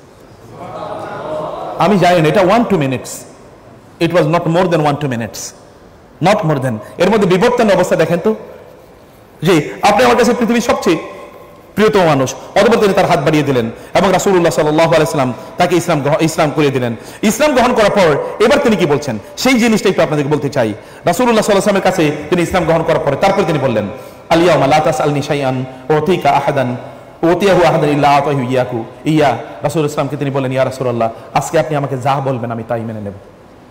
মাত্র আলোচনা শুরু হয়েছে, যা 1 মিনিট মাত্র পাস, ইজ জাস্ট পাস্ট। তিনি বললেন, আপনি আমার জন্য আল্লাহ সুবহানাহু ওয়া তাআলার কাছে দোয়া করুন। এবং তিনি বললেন, ফাকাল, রাসূল সাল্লাল্লাহু আলাইহি ওয়াসাল্লাম বললেন, হে আল্লাহ তুমি তাকে ক্ষমা করে দাও। রাসূল সাল্লাল্লাহু আলাইহি ওয়াসাল্লাম তার জন্য দোয়া করলেন এবং রাসূলুল্লাহ সাল্লাল্লাহু আলাইহি ওয়াসাল্লাম এই কথা বলার পর তারপরে তিনি এবার রাসূলুল্লাহ সাল্লাল্লাহু আলাইহি ওয়াসাল্লামকে লক্ষ্য করে বললেন, ওয়াল্লাহি ইয়া রাসূলুল্লাহ, হে রাসূল, লা আদাউ নাফাকাতান কুনতু আনফাকতুহা ফি সাদ্দিন আন সাবিলিল্লাহ ইল্লা আনফাকতু দি'ফাহা ফি সাবিলিল্লাহ ওয়ালা কিতালান কাতালতুহু সাদ্দান আন সাবিলিল্লাহ ইল্লা কাতালতু দি'ফাহা ফি সাবিলিল্লাহ। তিনি বলেন, ইয়া রাসূলুল্লাহ, আমি ইসলাম গ্রহণের আগে মুসলমানদের বিরুদ্ধে যত কথা বলেছি, ইসলামের বিরুদ্ধে যত কথা বলেছি, ইসলামের বিরুদ্ধে যতটুকু যুদ্ধ করেছি, এখন থেকে আজকে থেকে ইসলামের পক্ষে তার চেয়ে দ্বিগুণ যুদ্ধ করব আমি। এবং তিনি বললেন, ইয়া রাসূলুল্লাহ, আমি ইসলাম গ্রহণ করার আগে ইসলামের বিরুদ্ধে যত অর্থ খরচ করেছি, এখন থেকে আমি ইসলামের পক্ষে তার দ্বিগুণ অর্থ খরচ করব। এবং আপনারা জানেন, ইতিহাসের সেই সন্ধিক্ষণটা আপনাদের জানা দরকার। ইয়ারমুকের যুদ্ধ চলছে। ইয়ারমুকের যুদ্ধে কিন্তু এই ইকরামা জয়েন করেছে, এবং সেখানে আল হারিস বিন হিশাম, আইয়াশ ইবনে আবি রাবিয়া, ইকরামা ইবনে আবি জাহল, এরা প্রত্যেকে সেখানে আছে, সবাই আহত। এর মধ্যে সেখানে আপনারা জানেন ওই যে বিখ্যাত ঘটনাটি, এখন তারা তৃষ্ণার্ত, তাদের পানি লাগবে, 3 জনে প্রায় মারা যায়, এরকম একটা অবস্থা। পানি নিয়ে আসা হলো, পানি প্রথম আল হারিস ইবনে হিশামকে দেওয়া হলো। হারিস ইবনে হিশাম বললেন যে আমাকে পানি দিও না, মনে হচ্ছে আইয়াসের পানি লাগবে, ওর কাছে যাও দৌড়ে, কারণ আইয়াসে বলছেন পানি পানি। আইয়াসের কাছে যাওয়ার পর আইয়াস বলেন, না আমাকে পানি দেওয়ার দরকার নাই, বরং ওই যে ইকরামার কাছে যাও, ইকরামার মনে হয় পানি লাগবে।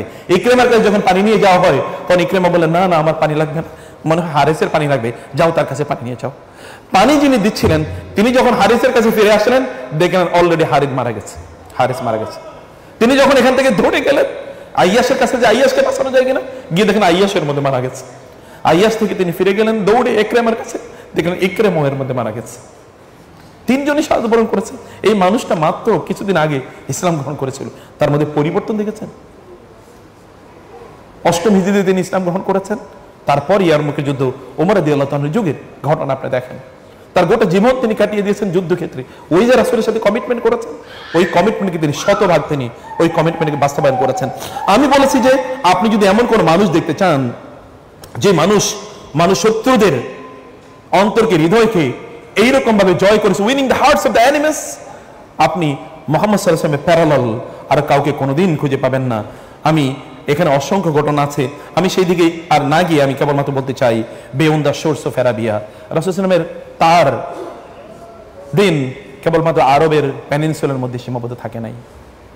20 বছরের মাথায় পৃথিবীর প্রত্যেকটা প্রান্তরে পৌঁছে গিয়েছে তার মেসেজ। 50 বছরের মাথায় তৎকালীন পৃথিবীর এমন কোন জায়গা নাই যেখানে রাসূলুল্লাহ সাল্লাল্লাহু আলাইহি ওয়াসাল্লাম তার দিন পৌঁছে না, এমন কোন জায়গা নেই। এই যে আপনাদের এই বে অফ বেঙ্গল, এই যে পাক ভারত এর, বা এই যে বাংলাদেশ, একবার কি চিন্তা করে দেখেছেন তার কমপক্ষে 1000 মাইল, নট কিলোমিটার, 1000 মাইল দূরে একটা মুসলমানদের দেশ আছে। 1000 মাইল দূরে, তার আশপাশে কোনো মুসলমানদের দেশ নাই। এখানে তো বে অফ বেঙ্গল 1000 মাইল দূরে, কোনো মুসলমানদের অস্তিত্ব নেই।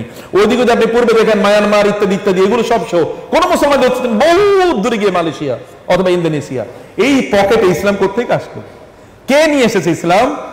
ওই যে রাসূল সাল্লাল্লাহু আলাইহি ওয়াসাল্লাম কিছু লোককে দীক্ষিত করেছেন, আরবের ওই লোকগুলো যাদের কোনো শিক্ষা দীক্ষা কোনো কিছুই ছিল না, তাদের এমন শিক্ষা তিনি প্রদান করলেন, they have become the most astounding character and the role model of the whole world.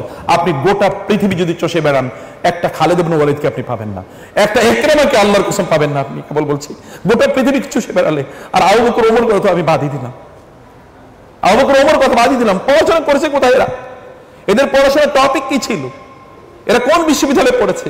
এদের ঘরে খাবার নাই, এদের পেট পুরো কোনোদিন এরা খেতে পারে না, এদের জামা কাপড় নেই, এক পোশাকে এরা কাটিয়ে দিয়েছে। কিন্তু ওয়ান্ডারস অফ দ্য ওয়ার্ল্ড, এই পৃথিবীর আশ্চর্যে তারা তাদের নিজেকে পরিণত করতে পেরেছে। এইভাবেই রাসূলুল্লাহ সাল্লাল্লাহু আলাইহি ওয়াসাল্লাম তিনি তার জীবন কাটিয়েছেন। লাস্ট একটা গল্প বলে শেষ করে দেই। উম্মে মাবাদ নামক একজন নারী, রাসূল সাল্লাল্লাহু আলাইহি ওয়াসাল্লাম মক্কা থেকে মদিনা হিজরত করে যাচ্ছেন। তিনি গারে হেরা থেকে তিনি গারে সাওর, ওই যে সাওর গুহা থেকে তিনি সামনে এগিয়ে গেলেন। যাওয়ার পরে তাদের একটু খাদ্যের দরকার, একটা খিমা, আমাদের একটি এলাকা দিয়ে যাচ্ছিলেন। ওইখানে একজন বৃদ্ধা নারী, তিনি তার তাবু গেড়ে বসে আছেন, তার বাসাও এখানে। রাসূল তাকে গিয়ে বললেন, আমাদেরকে একটু দুধ দিতে পারবে? আমরা তো নিজেরাই খাইতে পাই না, আপনাকে কোত্থেকে দেবো? তার বকরিগুলোর মধ্যে সবচেয়ে দুর্বল একটা বকরি, যে বকরিটা দুধ দিতে পারতো না এবং হাঁটতেও পারে না, এত অসুস্থ, ওইটাকে তিনি তার তাবুর সাথে বেঁধে রেখেছেন। বলে এই যে একটা বকরি আছে, বলে এই বকরি তো নিজেই চলতে পারে না, আপনার দুধ দেবে কোত্থেকে? ওরা তো দুধ দেয় না। বলে তুমি অনুমতি দিলে আমি এটা থেকে দুধ দহন করি। বলে বলেন কি? বলে হ্যাঁ, আচ্ছা ঠিক আছে, দিলাম অনুমতি। রাসূল সাল্লাল্লাহু আলাইহি ওয়াসাল্লাম তার স্তনে গিয়ে হাত দিলেন, হাত দেওয়ার পরে দুধে পূর্ণ হয়ে গেল। তিনি তার বালতিটা এখানে তুলে ধরলেন, বালতি ভর্তি দুধ হয়ে গেল। তিনি আগে খাওয়ালেন কাকে? উম্মে মাবাদকে দিলেন, যাও তোমরা খাও। এরপরে তিনি তার সাথীদেরকে খাওয়ালেন এবং তিনি খেলেন। কিছু দুধ রয়ে গেল, তিনি এগুলো রেখে দিয়ে তিনি চলে গেলেন।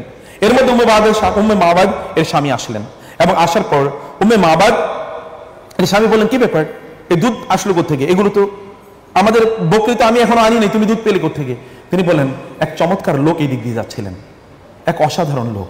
তিনি এই দিকে যাচ্ছিলেন, তার চমকানো রং, তার উজ্জ্বল চেহারা, সুন্দর গঠন, সঠান সোজাও নয় আবার ঝুঁকে পড়াও নয়, অসাধারণ সৌন্দর্যের পাশাপাশি চিত্তাকর্ষক দৈহিক গঠন, সুরমা রাঙ্গা চোখ, লম্বা পলক, ঋজু কণ্ঠস্বর, লম্বা ঘাড়, সাদা কালো চোখ, সুরমা কালো পলক, সূক্ষ্ম এবং পরস্পর সম্পৃক্ত ভ্রু, চমকানো কালো চুল, চুপচাপ থাকার সময় ব্যক্তিত্ব সম্পন্ন, কথা বলার সময় আকর্ষণীয়, দূর থেকে মনে হয় সবচেয়ে উজ্জ্বল এবং সৌন্দর্যপূর্ণ, কাছ থেকে মনে হয় সুদর্শন, মিষ্টি, মধুর ব্যক্তিত্ব সম্পন্ন, প্রকাশভঙ্গি স্পষ্ট, কথা বলেন খুব সংক্ষিপ্ত নয় আবার দীর্ঘায়িত নয়, কথা বলার সময় মনে হয় যেন মুখ থেকে মুক্তা ঝরছে, মাঝারি উচ্চতা সম্পন্ন, বেটেও নয় লম্বাও নয়, যা দেখে মনটা খারাপ হয়ে যেতে পারে। সহচররা তাকে ঘিরে যদি কিছু বলেন তাহলে তারা মনোযোগ দিয়ে শোনেন, সহচররা তাকে ঘিরে যদি কিছু বলেন তাহলে তিনি মনোযোগ দিয়ে শোনেন, তিনি কোনো আদেশ করলে তারা ছুটে গিয়ে সে আদেশ পালন করেন। সহচররা তার অত্যন্ত অনুগত এবং তার প্রতি গভীর শ্রদ্ধার মনোভাব পোষণ করেন। কেউ উদ্ধত নয়, দুর্বিনীত নয়, কেউ বাহুল্য কথাও বলেন না। তিনি তার স্বামীকে একটা লম্বা ফিরিস্তে দিলেন একজন ব্যক্তির ব্যাপারে, মাত্র দেখেছেন অল্প কিছুক্ষণের। এবং ইতিহাস বলে উম্মে মাবাদ রাসূলের ব্যাপারে যে বর্ণনা দিয়েছেন এরকম বর্ণনা আর কেউ কোনোদিন দিতে পারে নাই। এত অসাধারণ একটি বর্ণনা দিলেন। দেওয়ার পর তার স্বামী চিৎকার করে বলে উঠলেন, ওয়াল্লাহি হাযা সাহিবু কুরাইশ, আল্লাহর কসম এই তো কুরাইশদের সেই বন্ধু, কুরাইশদের সেই লোক। লাকাদ হামামতু আন আসহাবাহু, আমি চেয়েছিলাম তার সাথী হব এই সফরে। ওয়ালা আফআলান্না ইন ওয়াজাদতু ইলা যালিকা সাবিলা, কিন্তু তিনি তো চলে গেছেন, আমি তাকে খুঁজে পাবো না, কিন্তু আল্লাহর কসম যখনই আমি সুযোগ পাই আমি তার সাথী হবই হব। ইতিহাস সাক্ষী তিনি পরবর্তীতে তিনি এবং তার পরিবার ইসলাম গ্রহণ করেন। এই কথা যখন তার স্বামী যখন শুনেন তখন তিনি মর্যাদাপূর্ণ বারাকাপূর্ণ করে দেখ, কারণ আল্লাহ সুবহানাহু ওয়া তাআলা অনুগ্রহ করে উম্মে মাবাদের এই ঘরে মুহাম্মদ সাল্লাল্লাহু আলাইহি ওয়াসাল্লাম এবং তার সাথীদেরকে এখানে এনে অবস্থান করার সুযোগ করে দিয়েছেন। এই কথা যখন হাসান ইবনে সাবিত শুনলেন তার কবি তিনি বলেন, লাকাদ খাবা কওমুন গাবা আনহুম নাবিয়্যুহুম ওয়া ক্বাদ সুররা মান ইয়াসরি ইলাইহি ওয়া ইয়াহতাদি তারাহহালা আন কওমিন ফাদাল্লাত উকুলুহুম ওয়া হাল্লা আলা কওমিন বিনুরিন মুজাদ্দাদি হাদাহুম বিহি বা'দা আদ-দালালাতি রাব্বুহুম ওয়া আরশাদাহুম মান ইয়াতবা'িল হাক্কা ইয়ারশুদি ওয়া হাল ইয়াস্তাওয়ি দুল্লালু কওমিন تصفه عاما وهدى يهتدون بمهتدي لقد نزلت منه على أهل يثرب ركا نزلت منه على أهل يثرب ركاب هدى حلت عليهم بأسعاد نبي يرى ما لا يرى الناس حوله ويتلو كتاب الله في كل مشهد وإن قال في يوم مقالة غائم فتصديقها في اليوم أو في ضحى غد ليهني أبا بكر سعادة جده بصحبته من يسعد الله يسعدي। তিনি বললেন ওই জাতি তো ধ্বংস হয়ে যাবেই যেই জাতি থেকে তাদের নবী চলে গিয়েছে, এবং যেই জাতির কাছে নবী গিয়ে উপস্থিত হলেন তারা কতটা সৌভাগ্যবান এবং তারা কতটা হেদায়েত প্রাপ্ত। যেই জাতি থেকে তাদের নবী চলে গিয়েছে তারা তো পথভ্রষ্ট এবং তাদের মন মগজ এবং তাদের বিবেক এগুলো সব ধ্বংস হয়ে গিয়েছে। আর যেই জাতির কাছে নবী গেলেন নতুন আলো নিয়ে সেই জাতিটা কত না সৌভাগ্যবান। তিনি তাদেরকে তাদের রব তারা পথভ্রষ্ট ছিলেন, তার মাধ্যমে তিনি তাদেরকে হেদায়েত প্রদান করেছেন এবং তার হেদায়েত যারা অনুসরণ করবে তারা সকলেই সঠিক পথে চলবে। যে সকল লোকেরা তারা পথভ্রষ্ট হয়ে গিয়েছে এবং এর মাধ্যমে তারা নির্বোধ, আর যে সকল লোকের হেদায়েত পেয়েছে তারা কি কোনোদিন এক সমান হতে পারে? তিনি বলছেন লাকাদ নাযালাত মিনহু আলা আহলি ইয়াসরিবা রিকাবু হুদা, এই হেদায়েতের এই বাহকের সাথে যারা সহযাত্রী ছিলেন তারা যেই অঞ্চলে গিয়ে পৌঁছেছেন ওই অঞ্চলের সকল লোকেরা পৃথিবীর সবচেয়ে সৌভাগ্যবান। তিনি বলেন ইনি নবী যিনি এমন কিছু দেখেন তার চারপাশে যা অন্য কেউ দেখতে পায় না, এবং তিনি প্রত্যেকটা অবস্থায় আল্লাহ সুবহানাহু ওয়া তাআলার কিতাব তিনি পাঠ করেন। তিনি আজকে যে কথা বলেন সেই কথার বাস্তবায়ন হয় কালকে হবে অথবা পরশু ঘটবেই। এবং তিনি বললেন আবু বকর এর উপর আল্লাহ তাআলা রহম করুন, নিশ্চয়ই তার পূর্বপুরুষরা একটা ভালো কাজ করেছিল, এই কারণে তিনি মুহাম্মদুর রাসূলুল্লাহ সাল্লাল্লাহু আলাইহি ওয়াসাল্লামের এই সফরের সহযাত্রী হতে পেরেছেন। এই কারণে আল্লাহ সুবহানাহু ওয়া তাআলা তাকে এই মর্যাদা প্রদান করেছেন। সম্মানিত ভাইয়েরা এবং বোনেরা, বন্ধুরা আমার, আমি শেষ করে দিলাম এই কথা বলে, কেবল আমি আপনাদেরকে বলবো এই যে পরম বন্ধু আপনাদের তার সাথী হন, এই পরম বন্ধুর সাথী হন, তার সাথে চলুন, তার সাথে একসাথে চলুন।